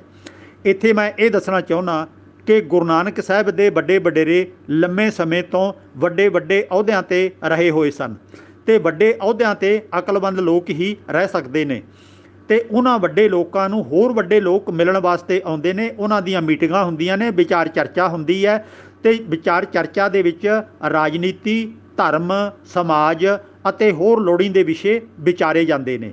ਘਰ ਦੇ ਬਾਕੀ ਮੈਂਬਰ ਸਮੇਤ ਬੱਚਿਆਂ ਦੇ ਉਹ ਵੀ ਉਹਨਾਂ ਦੇ ਇਸ ਵਿਚਾਰ ਚਰਚਾ ਨੂੰ ਸੁਣਦੇ ਨੇ ਅਤੇ ਉਹਨਾਂ ਦੇ ਅੰਦਰ ਕੁਝ ਨਾ ਕੁਝ ਇਹ ਚੀਜ਼ਾਂ ਦੀ ਨਵੀਨਤਾ ਲਗਾਤਾਰ ਦਾਖਲ ਹੁੰਦੀ ਰਹਿੰਦੀ ਹੈ ਕਿ ਇਹ ਕੰਮ ਇਸ ਤਰ੍ਹਾਂ ਇਹਨਾਂ ਨੇ ਕੀਤਾ, ਇਉਂ ਹੋਣਾ ਠੀਕ ਹੈ, ਇਉਂ ਹੋਣਾ ਗਲਤ ਹੈ। ਉਹ ਆਪਣੇ ਵੱਡਿਆਂ ਦੀਆਂ ਗੱਲਾਂ ਸੁਣ ਕੇ ਆਪਣੇ ਅੰਦਰ ਵਸਾਉਣ ਦਾ ਯਤਨ ਕਰਦੇ ਨੇ। ਜਦੋਂ ਅਸੀਂ ਗੁਰੂ ਨਾਨਕ ਸਾਹਿਬ ਦਾ ਪਿਛੋਕੜ ਪੜ੍ਹੀਏ ਤਾਂ ਇਹ ਸਾਰੇ ਮਹਾਂਪੁਰਖ, ਇਹਨਾਂ ਦੇ ਵੱਡੇ ਵਡੇਰੇ ਅੱਛੇ ਉੱਚੇ ਅਹੁਦਿਆਂ 'ਤੇ ਲੱਗੇ ਹੋਏ ਸਨ। ਇੱਥੋਂ ਤੱਕ ਇਹਨਾਂ ਦਾ ਜਿਹੜੇ ਪਿਤਾ ਜੀ ਸਨ ਉਹਨੂੰ ਮਹਿਤਾ ਕਾਲੂ ਕਰਕੇ ਆਪਾਂ ਯਾਦ ਕਰਦੇ ਹਾਂ, ਅਤੇ ਆਮ ਤੌਰ 'ਤੇ ਮਹਿਤੇ ਨੂੰ ਪਟਵਾਰੀ ਬਣਾ ਦਿੱਤਾ ਗਿਆ, ਜਦੋਂ ਕਿ ਮਹਿਤਾ ਮੈਨੇ ਪਟਵਾਰੀ ਨਹੀਂ ਹੁੰਦਾ।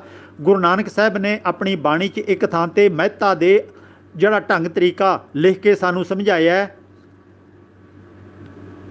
ਲੱਭ ਪਾਪ ਦੋਏ ਰਾਜਾ ਮਹਿਤਾ। ਪਹਿਲੇ ਦਰਜੇ 'ਤੇ ਰਾਜਾ, ਭਾਵ ਕਿ ਉੱਥੇ ਤਾਂ ਗੱਲ ਲੱਭ ਦੀ, ਲੋਭ ਦੀ ਅਤੇ ਪਾਪ ਦੀ ਕੀਤੀ ਹੈ ਗੁਰੂ ਨਾਨਕ ਸਾਹਿਬ ਨੇ, ਪਰ ਪਹਿਲਾ ਦਰਜਾ ਅਤੇ ਦੂਜਾ ਦਰਜਾ ਕਿਹਦਾ ਉਹ ਸਮਝਾਇਆ, ਭਾਵ ਕਿ ਪਹਿਲਾ ਦਰਜਾ ਹੁੰਦਾ ਰਾਜੇ ਦਾ, ਮਹਿਤਾ ਹੁੰਦਾ ਉਹਦਾ ਵੱਡਾ ਅਫਸਰ ਜਾਂ ਉਹਦਾ ਕੋਈ ਮੰਤਰੀ ਵਜ਼ੀਰ, ਅਤੇ ਮਹਿਤਾ ਮੈਨੇ ਮਹੱਤਵਪੂਰਨ ਕੋਈ ਵੱਡਾ ਅਫਸਰ।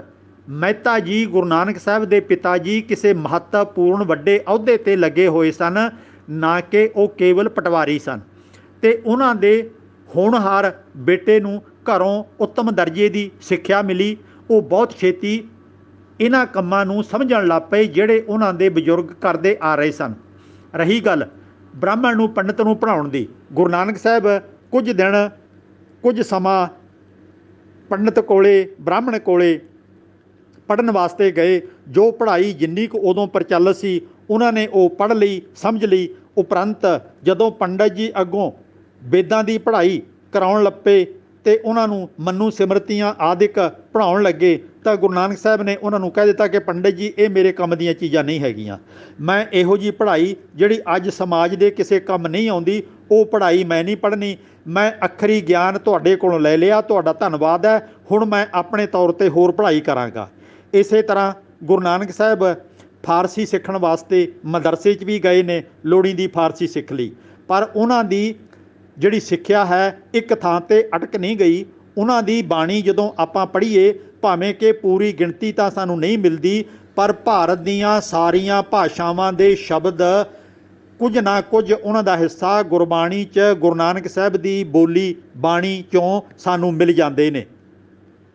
ਗੁਜਰਾਤੀ ਦੇ, ਤਾਮਿਲ ਦੇ ਅਤੇ ਮੱਧ ਪ੍ਰਦੇਸ਼ ਦੇ ਵਿੱਚ ਜਿਹੜੀ ਬੋਲੀ ਵਰਤੀ ਜਾਂਦੀ ਹੈ ਮਰਾਠੀ, ਇਸੇ ਤਰ੍ਹਾਂ ਯੂਪੀ 'ਚ ਹਿੰਦੀ ਆਦਿਕ ਬੋਲੀ ਜਾਂਦੀ ਹੈ। ਇਹ ਸਾਰੀਆਂ ਭਾਸ਼ਾਵਾਂ ਦਾ ਕੁਝ ਨਾ ਕੁਝ ਹਿੱਸਾ ਗੁਰਬਾਣੀ 'ਚ ਮੌਜੂਦ ਹੈ। ਫਿਰ ਪੋਠੋਹਾਰੀ, ਲਹਿੰਦੀ, ਦੁਆਬੀ, ਮਲਵਈ, ਮਾਝੇ ਦੀ ਬੋਲੀ ਅਤੇ ਹੋਰ ਪੋਠੋਹਾਰੀ ਬੋਲੀ ਵਗੈਰਾ ਵੀ ਜਿਹੜੀਆਂ ਹੈ ਤਾਂ ਪੰਜਾਬੀ ਮੂਲ ਰੂਪ 'ਚ, ਪਰ ਕੁਝ ਨਾ ਕੁਝ ਇਹਨਾਂ ਦੇ ਉੱਤੇ ਪ੍ਰਭਾਵ ਇਲਾਕੇ ਦਾ ਹੁੰਦਾ। ਉਹ ਸਾਰੀਆਂ ਬੋਲੀਆਂ ਗੁਰੂ ਨਾਨਕ ਸਾਹਿਬ ਜਾਣਦੇ ਸਨ, ਸਟੱਡੀ ਕਰਕੇ ਸਿੱਖ ਗਏ ਸਨ। ਉਹਨਾਂ ਦਾ ਦਿਮਾਗ ਚੱਲਦਾ ਸੀ ਅਤੇ ਇਸ ਕਰਕੇ ਉਹ ਬਹੁਤ ਤੇਜ਼ੀ ਨਾਲ ਸਿੱਖ ਜਾਂਦੇ ਸਨ। ਇਸੇ ਚੱਲਦੇ ਦਿਮਾਗ ਦੇ ਕਾਰਨ ਹੀ ਉਹਨਾਂ ਨੂੰ ਇੱਕ ਜਵਾਨੀ ਦੀ ਉਮਰ ਦੇ ਵਿੱਚ ਐਡਾ ਵੱਡਾ ਅਹੁਦਾ, ਜਿਹਨੂੰ ਕਿ ਅਸੀਂ ਤਾਂ ਮੋਦੀ ਖਾਨਾ ਕਹਿ ਦਿੱਤਾ, ਕਿ ਮੋਦੀ ਖਾਨੇ ਦਾ ਇੰਚਾਰਜ ਬਣਾ ਦਿੱਤਾ। ਉੱਥੇ ਤੱਕੜੀ ਵੱਟੇ ਰੱਖ ਦਿੱਤੇ, ਉਹ ਲੋਕਾਂ ਨੂੰ ਅੰਨ ਦਾਣਾ ਤੋਲ ਕੇ ਦਿੰਦੇ ਸਨ, 13 ਕਹਿੰਦੇ ਸਨ। ਅਸੀਂ ਤਾਂ ਇੱਥੇ ਅਟਕ ਗਏ। ਅਸਲ ਦੇ ਵਿੱਚ ਮੋਦੀ ਸ਼ਬਦ ਦਾ ਜਿਹੜਾ ਅਸੀਂ ਜਦੋਂ ਫਾਰਸੀ ਕੋਸ਼ ਪੜ੍ਹਦੇ ਹਾਂ, ਉਹਦੇ ਵਿੱਚ ਹੁੰਦਾ ਸਿਵਲ ਸਪਲਾਈ ਵਿਭਾਗ ਦਾ ਹੈੱਡ ਆਫ ਦੀ ਡਿਪਾਰਟਮੈਂਟ, ਭਾਵ ਕਿ ਅੰਨ ਦਾਣਾ ਵਰਤਾਉਣ ਵਾਲਾ ਸੂਬੇ ਦਾ ਸਭ ਤੋਂ ਵੱਡਾ ਅਫਸਰ, ਉਹਨੂੰ ਮੋਦੀ ਕਹਿੰਦੇ ਨੇ।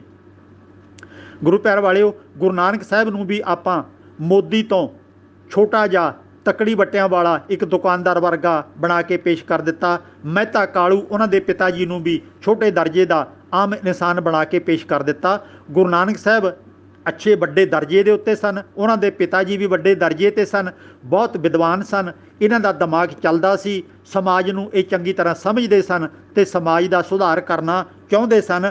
ਉਹ ਜਨਮ ਤੋਂ ਹੀ ਪੜ੍ਹੇ ਹੋਏ ਨਹੀਂ ਸੀ, ਬਲਕਿ ਉਹਨਾਂ ਨੇ ਬਹੁਤ ਤੇਜ਼ੀ ਦੇ ਨਾਲ, ਸਾਡੇ ਨਾਲੋਂ ਦਿਮਾਗ ਉਹਨਾਂ ਦਾ ਤੇਜ਼ ਚੱਲਦਾ ਸੀ ਅਤੇ ਉਹਨਾਂ ਨੇ ਤੇਜ਼ੀ ਨਾਲ ਸਮਾਜ ਦੀ ਬਣਤਰ ਨੂੰ ਸਮਝ ਲਿਆ ਅਤੇ ਸਮਾਜ ਵਾਸਤੇ ਪਰਉਪਕਾਰ ਕਰਨ ਦੀ ਆਪਣੇ ਅੰਦਰ ਠਾਣ ਲਈ।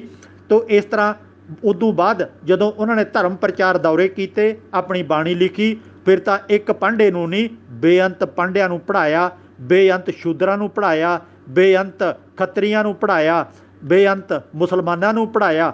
ਉਹਨਾਂ ਦੀ ਵਿੱਦਿਆ ਦੇ ਡੰਕੇ ਅੱਜ ਤੱਕ ਵੀ ਸਾਰੀ ਦੁਨੀਆ 'ਚ ਵੱਜ ਰਹੇ ਨੇ। ਅਤੇ ਜੇ ਅਸੀਂ ਉਹਨਾਂ ਦੀ ਵਿੱਦਿਆ ਨੂੰ, ਉਹਨਾਂ ਦੀ ਦੇਣ ਨੂੰ, ਉਹਨਾਂ ਦੇ ਪਰਉਪਕਾਰਾਂ ਨੂੰ ਸਮਝ ਲੈਂਦੇ, ਅਸੀਂ ਬਹੁਤ ਅੱਗੇ ਲੰਘ ਜਾਣਾ ਸੀ। ਅਸੀਂ ਤਾਂ ਬਾਣੀ ਪੜ੍ਹਨ ਤੋਂ ਹੀ ਲਗਭਗ ਕੰਨੀ ਕਤਰਾ ਗਏ, ਚੌਂਕੜਾ ਮਾਰਿਆ, ਅੱਖਾਂ ਮੀਟੀਆਂ ਅਤੇ ਸਿਮਰਨ ਕਰਨ ਲੱਗ ਪਏ, ਜਾਂ ਫਿਰ ਕਿਰਾਏ ਦੇ ਪਾਠ ਕਰਾਉਣੇ ਸ਼ੁਰੂ ਕਰ ਲਏ, ਜਾਂ ਕਿਰਾਏ ਦੇ ਕੀਰਤਨ ਹੋ ਗਏ, ਕਿਰਾਏ ਦੀਆਂ ਅਰਦਾਸਾਂ ਹੋ ਗਈਆਂ, ਜਾਂ ਫਿਰ ਛੜਕੋ ਛੜਕ ਨਗਰ ਕੀਰਤਨ ਦੌੜ ਦੌੜ ਕੇ ਅਸੀਂ ਕੱਢ ਲਏ, ਲੰਗਰ ਚਲਾ ਲਏ, ਇੱਥੋਂ ਤੱਕ ਅਸੀਂ ਉਲਝ ਕੇ ਰਹਿ ਗਏ। ਗਿਆਨ ਵਾਲੇ ਪਾਸੇ ਸਿੱਖ ਅਜੇ ਕੁਝ ਕਦਮ ਹੀ ਪੱਟੇ ਹੋਣਗੇ, ਗਿਆਨ ਵਾਲੇ ਪਾਸੇ ਨਹੀਂ ਤੁਰੇ। ਗਿਆਨ ਵਾਲਾ ਪੱਖ ਜਿਵੇਂ ਗੁਰੂ ਨਾਨਕ ਨੇ ਸਾਨੂੰ ਬਖਸ਼ਿਆ, ਉਹਨੂੰ ਪ੍ਰਾਪਤ ਕਰਨ ਦੀ ਬਹੁਤ ਜ਼ਰੂਰਤ ਹੈ, ਉਹਦੇ ਬਿਨਾਂ ਸਾਡਾ ਭਲਾ ਨਹੀਂ ਹੋ ਸਕਣਾ। ਸਵਾਲ ਨੰਬਰ 230 ਭਾਈ ਨਿਰਮਲ ਸਿੰਘ, ਹੈੱਡ ਗ੍ਰੰਥੀ, ਗੁਰਦੁਆਰਾ ਸ਼ਹੀਦਗੰਜ, ਅੰਮ੍ਰਿਤਸਰ। ਇਹਨਾਂ ਦਾ ਸਵਾਲ ਹੈ, ਜੇ ਗੁਰੂ ਸਾਹਿਬਾਨ ਸਮਰੱਥ ਸਨ, ਸਭ ਕੁਝ ਜਾਣਦੇ ਸਨ, ਬੇਅੰਤ ਅਕਲ ਵਾਲੇ ਸਨ, ਫਿਰ ਉਹਨਾਂ ਨੇ ਕੁਝ ਸਿੱਖਾਂ ਨੂੰ ਕਾਂਸ਼ੀ ਪੜ੍ਹਨ ਵਾਸਤੇ ਕਿਉਂ ਭੇਜਿਆ? ਗੁਰੂ ਪਿਆਰ ਵਾਲਿਓ, ਕਾਂਸ਼ੀ ਸਾਡੇ ਦਿਮਾਗ ਦੇ ਵਿੱਚ ਬਹੁਤ ਬੁਰੀ ਤਰ੍ਹਾਂ ਠੂਸ ਦਿੱਤੀ ਗਈ ਹੈ ਕਿ ਕਾਂਸ਼ੀ ਦੇ ਵਿੱਚ ਪਤਾ ਨਹੀਂ ਕਿੰਨੀ ਕੁ ਉੱਚੇ ਦਰਜੇ ਦੀ ਵਿੱਦਿਆ ਹੋਵੇਗੀ। ਕਦੀ ਸੋਚ ਕੇ ਵੇਖੋ, ਗੁਰੂ ਨਾਨਕ ਸਾਹਿਬ ਆਪ ਖੁਦ ਕਦੇ ਕਾਂਸ਼ੀ ਪੜ੍ਹਨ ਵਾਸਤੇ ਨਹੀਂ ਗਏ ਅਤੇ ਬਾਕੀ ਗੁਰੂ ਸਾਹਿਬਾਨ ਕਾਂਸ਼ੀ ਪੜ੍ਹਨ ਵਾਸਤੇ ਨਹੀਂ ਗਏ। 10ਵੇਂ ਪਾਤਸ਼ਾਹ ਵੀ ਕਾਂਸ਼ੀ ਪੜ੍ਹਨ ਵਾਸਤੇ ਨਹੀਂ ਗਏ, ਅਤੇ ਕੀ ਉਹਨਾਂ ਨੂੰ ਅਕਲ ਨਹੀਂ ਆਈ? ਅਤੇ ਜਿਹੜੇ ਕਾਂਸ਼ੀ ਪੜ੍ਹ ਕੇ ਆਉਂਦੇ ਸੀ ਅਤੇ ਗੁਰੂ ਸਾਹਿਬ ਨੇ ਤਾਂ ਉਹਨਾਂ ਨੂੰ ਪੂਰੀ ਤਰ੍ਹਾਂ ਰੱਦ ਕੀਤਾ ਹੈ, ਕਿਉਂਕਿ ਕਾਂਸ਼ੀ ਦੀ ਵਿੱਦਿਆ ਜਾਤ ਪਾਤ ਫੈਲਾਉਂਦੀ ਹੈ। ਕਾਂਸ਼ੀ ਦੀ ਵਿੱਦਿਆ ਔਰਤਾਂ ਨੂੰ ਬਰਾਬਰ ਦਾ ਦਰਜਾ ਨਹੀਂ ਦਿੰਦੀ। ਕਾਂਸ਼ੀ ਦੀ ਵਿੱਦਿਆ ਜੰਗਲੀ ਭਟਕਣਾ ਸਿਖਾਉਂਦੀ ਹੈ, ਸਾਧਵਾਦ ਪੈਦਾ ਕਰਦੀ ਹੈ। ਕਾਂਸ਼ੀ ਦੀ ਵਿੱਦਿਆ ਅਜਿਹੇ ਕਾਰਜ ਕਰਵਾਉਂਦੀ ਹੈ ਜਿਨ੍ਹਾਂ ਦੀ ਅੱਜ ਸਾਨੂੰ ਜ਼ਿੰਦਗੀ 'ਚ ਕੋਈ ਲੋੜ ਨਹੀਂ ਹੈ, ਅਤੇ ਉਹ 4-5 ਹਜ਼ਾਰ ਸਾਲ ਪੁਰਾਣੀਆਂ ਗੱਲਾਂ ਹੋਣਗੀਆਂ ਜਿਹੜੀਆਂ ਉਦੋਂ ਦੇ ਲੋਕਾਂ ਦੇ ਕੰਮ ਆਉਂਦੀਆਂ ਹੋਣਗੀਆਂ।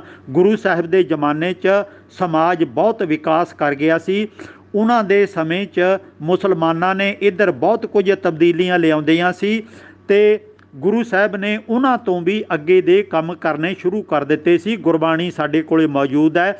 ਹਿੰਦੁਸਤਾਨ ਦੇ ਵਿੱਚ ਫੈਲੇ ਹੋਏ ਮਹਾਨ ਭਗਤ ਜਿਹੜੇ ਕਿ ਚੋਟੀ ਦੇ ਵਿਦਵਾਨ ਸਨ, ਕਬੀਰ ਜੀ, ਨਾਮਦੇਵ ਜੀ, ਰਵਿਦਾਸ ਜੀ ਅਤੇ ਹੋਰ ਮਹਾਂਪੁਰਖ, ਉਹ ਜਿਹੜੇ ਕਿ ਉੱਚਾ ਗਿਆਨ ਉਹਨਾਂ ਦੇ ਕੋਲੇ ਸੀ, ਜ਼ਿੰਦਗੀ ਦਾ ਤਜਰਬਾ ਉਹਨਾਂ ਦੇ ਕੋਲੇ ਸੀ, ਇੱਕ ਜਜ਼ਬਾ ਸੀ ਉਹਨਾਂ ਕੋਲੇ ਸਮਾਜ ਨੂੰ ਸੁਧਾਰਨ ਦਾ।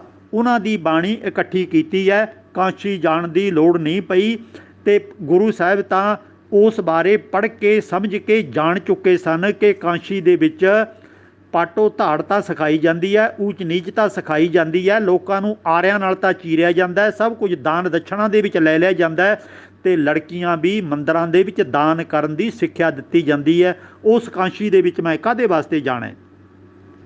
ਅਤੇ ਗੁਰੂ ਅਮਰਦਾਸ ਸਾਹਿਬ ਤਾਂ ਇੱਥੋਂ ਤੱਕ ਕਹਿੰਦੇ ਨੇ, ਨਾ ਕਾਂਸ਼ੀ ਮਤ ਉਪਜੈ, ਨਾ ਕਾਂਸ਼ੀ ਮਤ ਜਾਏ, ਸਤਿਗੁਰ ਮਿਲਿਆ ਮਤ ਉਪਜੈ, ਤਾਂ ਇਹ ਸੋਝੀ ਪਾਏ। ਉਹ ਭਾਈ, ਕਾਂਸ਼ੀ ਦੇ ਵਿੱਚ ਅਜਿਹੀ ਕੋਈ ਯੂਨੀਵਰਸਿਟੀ ਨਹੀਂ ਹੈ ਜਿੱਥੋਂ ਕਿਤੇ ਅੱਜ ਦੇ ਜ਼ਮਾਨੇ ਦੇ ਵਿੱਚ ਕੰਮ ਆਉਣ ਵਾਲੀ ਵਿੱਦਿਆ ਦਿੱਤੀ ਜਾ ਸਕੇ। ਇਹ ਤਾਂ ਸਤਿਗੁਰੂ ਨੂੰ ਮਿਲ ਕੇ ਗਿਆਨ ਆਉਂਦਾ ਹੈ ਅਤੇ ਸਾਡੀ ਜ਼ਿੰਦਗੀ ਸੋਹਣੀ ਬਣਾਈ ਜਾ ਸਕਦੀ ਹੈ। ਅਤੇ ਇੱਥੋਂ ਤੱਕ ਕਬੀਰ ਜੀ ਤਾਂ ਕਹਿੰਦੇ ਨੇ, ਕਾਂਸ਼ੀ ਤੇ ਧੁਨ ਉਪਜੈ ਧੁਨ ਕਾਂਸ਼ੀ ਜਾਈ, ਕਾਂਸ਼ੀ ਫੂਟੀ ਪੰਡਤਾ ਧੁਨ ਕਹਾਂ ਸਮਾਈ। ਉਹ ਭਾਈ ਪੰਡਤਾ, ਤੂੰ ਧਿਆਨ ਨਾਲ ਸੁਣ ਲੈ, ਤੂੰ ਕਹਿੰਦਾ ਕਾਂਸ਼ੀ ਦੇ ਵਿੱਚੋਂ ਇੱਕ ਵਿਚਾਰਧਾਰਾ ਪ੍ਰਗਟ ਹੁੰਦੀ ਹੈ, ਸਾਰੇ ਸਮਾਜ ਨੂੰ ਆਪਣੇ ਕਲਾਵੇ ਵਿੱਚ ਲੈ ਲੈਂਦੀ ਹੈ, ਪਰ ਇਹ ਜਿਹੜੀ ਕਾਂਸ਼ੀ ਦੀ ਵਿਚਾਰਧਾਰਾ ਹੈ ਇਹ ਬਹੁਤਾ ਚਿਰ ਨਹੀਂ ਚੱਲਣੀ। ਅਸੀਂ ਸਾਰਿਆਂ ਨੇ ਤਹਈਆ ਕੀਤਾ ਹੋਇਆ ਕਿ ਇਸ ਵਿਚਾਰਧਾਰਾ ਨੂੰ ਅਸੀਂ ਰੱਦ ਕਰਨਾ ਹੈ, ਇਹਨੂੰ ਅਸੀਂ ਨਹੀਂ ਮੰਨਣਾ। ਕਾਂਸ਼ੀ ਤੇ ਧੁਨ ਉਪਜੈ ਧੁਨ ਕਾਂਸ਼ੀ ਜਾਈ, ਕਾਂਸ਼ੀ ਫੂਟੀ ਪੰਡਤਾ ਧੁਨ ਕਹਾਂ ਸਮਾਈ। ਜਿਵੇਂ ਕਾਂਸ਼ੀ ਦਾ ਭਾਂਡਾ ਫੁੱਟ ਜਾਂਦਾ ਹੈ, ਤੇੜ ਆ ਜਾਂਦੀ ਹੈ, ਉਹਦੇ ਵਿੱਚੋਂ ਆਵਾਜ਼ ਨਹੀਂ ਨਿਕਲਦੀ, ਇਸੇ ਤਰ੍ਹਾਂ ਤੇਰੀ ਇਸ ਵਿਚਾਰਧਾਰਾ ਨੂੰ ਅਸੀਂ ਨਹੀਂ ਪ੍ਰਵਾਨ ਕਰਨਾ। ਲੋਕਾਂ ਨੂੰ ਇੰਨਾ ਗਿਆਨ ਦੇਣਾ ਕਿ ਉਹਨਾਂ ਨੂੰ ਪਤਾ ਲੱਗ ਜਾਵੇਗਾ ਕਿ ਕਾਂਸ਼ੀ ਦੇ ਵਿੱਚ ਗਲਤ ਪ੍ਰਚਾਰ ਹੋ ਰਿਹਾ ਹੈ। ਇਸੇ ਤਰ੍ਹਾਂ ਕਬੀਰ ਜੀ ਕਹਿੰਦੇ ਨੇ, ਕਹਿਤ ਕਬੀਰ ਸੁਨੋ ਰੇ ਲੋਈ, ਭਰਮ ਨਾ ਭੁੱਲੋ ਕੋਈ। ਇਹ ਸੰਸਾਰ ਦੇ ਲੋਕੋ, ਧਿਆਨ ਦੇ ਨਾਲ ਸੁਣ ਲਓ, ਭਰਮਾਂ 'ਚ ਨਾ ਪਵੋ, ਅਕਲਮੰਦ ਬਣੋ। ਕਿਆ ਕਾਂਸ਼ੀ ਕਿਆ ਊਖਰ ਮਗਹਰ, ਰਾਮ ਹਿਰਦੈ ਜੋ ਹੋਈ। ਉਹ ਭਾਈ, ਕਾਂਸ਼ੀ ਕੋਈ ਬਹੁਤ ਵਧੀਆ ਨਹੀਂ ਹੈ। ਊਖਰ ਮਗਹਰ ਕਿਹਾ ਜਾਂਦਾ ਸੀ, ਬ੍ਰਾਹਮਣਾਂ ਨੇ ਪ੍ਰਚਾਰਿਆ ਹੋਇਆ ਸੀ ਕਿ ਮਗਹਰ ਜਿਹੜਾ ਇਲਾਕਾ, ਜੇ ਕੋਈ ਬੰਦਾ ਉੱਥੇ ਮਰੇਗਾ, ਅੰਤਮ ਸਮਾਂ ਤਿਆਗੇਗਾ ਸਰੀਰ ਆਪਣਾ, ਤਾਂ ਉਹ ਨਰਕਾਂ 'ਚ ਜਾਵੇਗਾ, ਕभी ਅਗਲੇ ਜਨਮ 'ਚ ਉਹ ਗਧਾ ਬਣੇਗਾ, ਕੁੱਤਾ ਬਣੇਗਾ। ਅਜਿਹੀਆਂ ਇਹਨਾਂ ਨੇ ਕਹਾਣੀਆਂ ਪ੍ਰਚਲਿਤ ਕੀਤੀਆਂ ਹੋਈਆਂ ਸੀ। ਕਬੀਰ ਜੀ ਕਹਿੰਦੇ ਨੇ, ਮੈਨੂੰ ਪਰਵਾਹ ਨਹੀਂ ਕਿਸੇ ਦੀ, ਮੇਰੇ ਵਾਸਤੇ ਦੋਵੇਂ ਥਾਵਾਂ ਬਰਾਬਰ ਨੇ। ਕਹੇ ਤਾਂ ਕਬੀਰ ਸੁਣੋ ਰੇ ਲੋਈ, ਭਰਮ ਨਾ ਭੁੱਲੋ ਕੋਈ, ਕਿਆ ਕਾਂਸ਼ੀ ਕਿਆ ਊਖਰ ਮਗਹਰ ਰਾਮ ਹਿਰਦੈ ਜੋ ਹੋਈ। ਜਦੋਂ ਨਿਰੰਕਾਰ ਦੇ ਨਿਯਮਾਂ ਨੂੰ ਸਮਝ ਲਿਆ ਤਾਂ ਸਾਰੀ ਧਰਤੀ ਸਾਡੇ ਕੋਲੇ ਇੱਕੋ ਜੀ ਹੋਣੀ ਹੈ, ਨਾ ਕਾਂਸ਼ੀ ਚੰਗੀ ਹੋਣੀ ਹੈ, ਨਾ ਮਗਹਰ ਬੁਰਾ ਹੋਣਾ ਹੈ। ਤੇ ਇਹ ਭਰਮ ਕੇਵਲ ਤੇ ਕੇਵਲ ਪੁਜਾਰੀ ਨੇ ਪਾਏ ਨੇ, ਤੇ ਗੁਰੂ ਗੋਬਿੰਦ ਸਿੰਘ ਨੇ ਨਿਰਮਲੇ ਬਣਾ ਕੇ ਕਿਸੇ ਸਿੱਖ ਜਥੇਬੰਦੀ ਨੂੰ, 5 ਸਿੱਖਾਂ ਨੂੰ ਕਾਂਸ਼ੀ ਪੜ੍ਹਨ ਵਾਸਤੇ ਨਹੀਂ ਭੇਜਿਆ। ਇਹ ਸਾਡੇ ਵਿੱਚ ਬ੍ਰਾਹਮਣਵਾਦ ਦੀ ਘੁਸਪੈਠ ਕਰਾਉਣ ਵਾਸਤੇ ਕਹਾਣੀਆਂ ਘੜੀਆਂ ਗਈਆਂ ਨੇ। ਜ਼ਿਆਦਾ ਕਹਾਣੀਆਂ ਸੂਰਜ ਪ੍ਰਕਾਸ਼ 'ਚੋਂ ਆਈਆਂ ਨੇ। ਸੂਰਜ ਪ੍ਰਕਾਸ਼ ਦਾ ਰੋਜ਼ਾਨਾ ਗੁਰਦੁਆਰਿਆਂ 'ਚ ਕਥਾ ਹੋਣ ਲੱਗ ਪਈ ਤੇ ਲੋਕਾਂ ਨੂੰ ਲੱਗਣ ਲੱਗ ਪਿਆ ਤੇ ਵਿੱਦਿਆ ਲੈਣ ਵਾਸਤੇ ਕਾਂਸ਼ੀ ਜਾਣਾ ਜ਼ਰੂਰੀ ਹੈ। ਤੇ ਜਿਹੜੇ ਭਾਰਤ ਦੇ ਵਿੱਚ ਅੰਗਰੇਜ਼ਾਂ ਦੇ ਟਾਈਮ 'ਤੇ ਵੱਡੇ ਵੱਡੇ ਵਿਦਵਾਨ ਹੋਏ ਨੇ, ਉਹ ਕਾਂਸ਼ੀ ਪੜ੍ਹ ਕੇ ਨਹੀਂ ਆਏ ਸੀ, ਬਲਕਿ ਇੰਗਲੈਂਡ ਪੜ੍ਹ ਕੇ ਆਏ ਸੀ, ਅਮਰੀਕਾ ਪੜ੍ਹ ਕੇ ਆਏ ਸੀ। ਡਾਕਟਰ ਅੰਬੇਦਕਰ, ਨਹਿਰੂ, ਮਹਾਤਮਾ ਗਾਂਧੀ, ਜਿਨਾਹ, ਸਰਦਾਰ ਕਪੂਰ ਸਿੰਘ ਆਦਿਕ, ਇਹ ਸਾਰੇ ਹੀ ਇੰਗਲੈਂਡ ਜਾਂ ਅਮਰੀਕਾ ਦੇ ਪੜ੍ਹੇ ਹੋਏ ਸੀ। ਤਾਂ ਥੋੜ੍ਹੀ ਬਹੁਤੀ ਇਹਨਾਂ ਨੂੰ ਆਮ ਲੋਕਾਂ ਨਾਲੋਂ ਵੱਧ ਅਕਲ ਸੀ ਤੇ ਬਹੁਤ ਕੁਝ ਆਪੋ ਆਪਣੇ ਲੋਕਾਂ ਵਾਸਤੇ ਇਹ ਕਰ ਗਏ ਨੇ। ਤੇ ਨਹੀਂ ਤਾਂ ਕਾਂਸ਼ੀ 'ਚ ਪੜ੍ਹਿਆ ਹੋਇਆ ਤਾਂ ਕੇਵਲ ਪੁਜਾਰੀ ਬਣਦਾ ਹੈ ਤੇ ਹੋਰ ਉਹਨੂੰ ਸਮਾਜ ਦੀ, ਰਾਜਨੀਤੀ ਦੀ ਉਹਨੂੰ ਕੋਈ ਬਹੁਤੀ ਉੱਚੀ ਅਕਲ ਨਹੀਂ ਹੁੰਦੀ, ਉਹਨੂੰ ਬਹੁਤਾ ਗਿਆਨ ਨਹੀਂ ਹੁੰਦਾ। ਸੋ ਗੁਰੂ ਸਾਹਿਬ ਨੇ ਇਹਨਾਂ ਚੀਜ਼ਾਂ ਨੂੰ ਪ੍ਰਵਾਨ ਨਹੀਂ ਕੀਤਾ।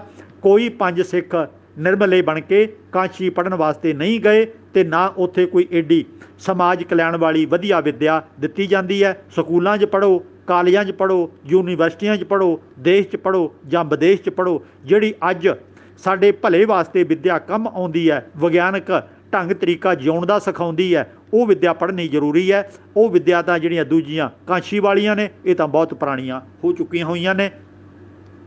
ਇਤਨੇ ਕੁ ਬਚਨ ਪ੍ਰਵਾਨ ਕਰਨੇ। ਅੱਜ ਸਵਾਲ ਜਵਾਬ ਦਾ ਭਾਗ 22ਵਾਂ ਆਪਾਂ ਸੰਪੂਰਨ ਕੀਤਾ ਹੈ। ਉਮੀਦ ਕਰਦੇ ਹਾਂ ਇਸੇ ਤਰ੍ਹਾਂ ਤਤ ਗੁਰਮਤਿ ਗਿਆਨ TV ਨਾਲ ਤੁਸੀਂ ਜੁੜੇ ਰਹੋਗੇ ਤੇ ਇੱਥੋਂ ਸਵਾਲ ਜਵਾਬ ਆਦਿਕ ਦਾ ਜੋ ਪ੍ਰੋਗਰਾਮ ਅਸੀਂ ਸ਼ੁਰੂ ਕੀਤਾ ਇਹਦੇ ਤੋਂ ਤੁਸੀਂ ਲਾਹਾ ਲੈਂਦੇ ਰਹੋਗੇ। ਤੇ ਇਹਦੇ ਵਿੱਚ ਜੋ WhatsApp ਨੰਬਰ ਹੈ ਉਹ ਦਿੱਤਾ ਹੁੰਦਾ ਹੈ, ਇਹਦੇ 'ਤੇ ਆਪਣੇ ਸਵਾਲ ਲਿਖ ਕੇ WhatsApp ਦੇ ਰਾਹੀਂ ਉਹ ਭੇਜ ਸਕਦੇ ਹੋ ਤਾਂ ਕਿ ਹੋਰ ਕੁਝ ਨਾ ਕੁਝ ਸਾਡਾ ਮਾਨਸਿਕ ਵਿਕਾਸ ਹੋ ਸਕੇ। ਹੋਈਆਂ ਭੁੱਲਾਂ ਲਈ ਖਿਮਾ ਕਰਨਾ। ਬਾਕੀ ਅਗਲੇ ਐਪੀਸੋਡ ਦੇ ਵਿੱਚ ਆਪਾਂ ਦੁਬਾਰਾ ਫਿਰ ਮਿਲਾਂਗੇ। ਵਾਹਿਗੁਰੂ ਜੀ ਕਾ ਖਾਲਸਾ, ਵਾਹਿਗੁਰੂ ਜੀ ਕੀ ਫਤਿਹ।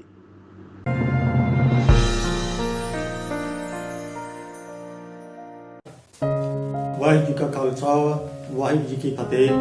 ਪਿਆਰੇ ਨੌਜਵਾਨੋ, ਗੁਰਸਿੱਖੋ, ਵੀਰੋ ਭੈਣੋ, ਤਤ ਗੁਰਮਤਿ ਗਿਆਨ TV ਵੱਲੋਂ ਜੋ ਇਹ ਪ੍ਰੋਗਰਾਮ ਸ਼ੁਰੂ ਕੀਤਾ ਗਿਆ ਹੈ, ਤੁਸੀਂ ਆਪਣੇ ਸਵਾਲ ਲਿਖ ਕੇ ਜਾਂ ਬੋਲ ਕੇ WhatsApp ਨੰਬਰ ਤੇ ਭੇਜ ਸਕਦੇ ਹੋ ਤੇ ਉਹ ਨੰਬਰ ਟਾਈਪ ਕਰਕੇ ਇੱਥੇ ਦਿੱਤਾ ਜਾ ਰਿਹਾ ਹੈ। ਤੁਸੀਂ ਪੜ੍ਹ ਕੇ ਉਸ ਨੰਬਰ ਤੇ ਸੰਖੇਪ ਸਵਾਲ ਭੇਜਣੇ ਨੇ, ਚਾਹੇ ਬੋਲ ਕੇ ਚਾਹੇ ਲਿਖ ਕੇ, ਤੇ ਉਹਨਾਂ ਦੇ ਜਵਾਬ ਸਮੇਂ-ਸਮੇਂ ਅਨੁਸਾਰ ਤੁਹਾਨੂੰ ਦਿੱਤੇ ਜਾਇਆ ਕਰਨਗੇ।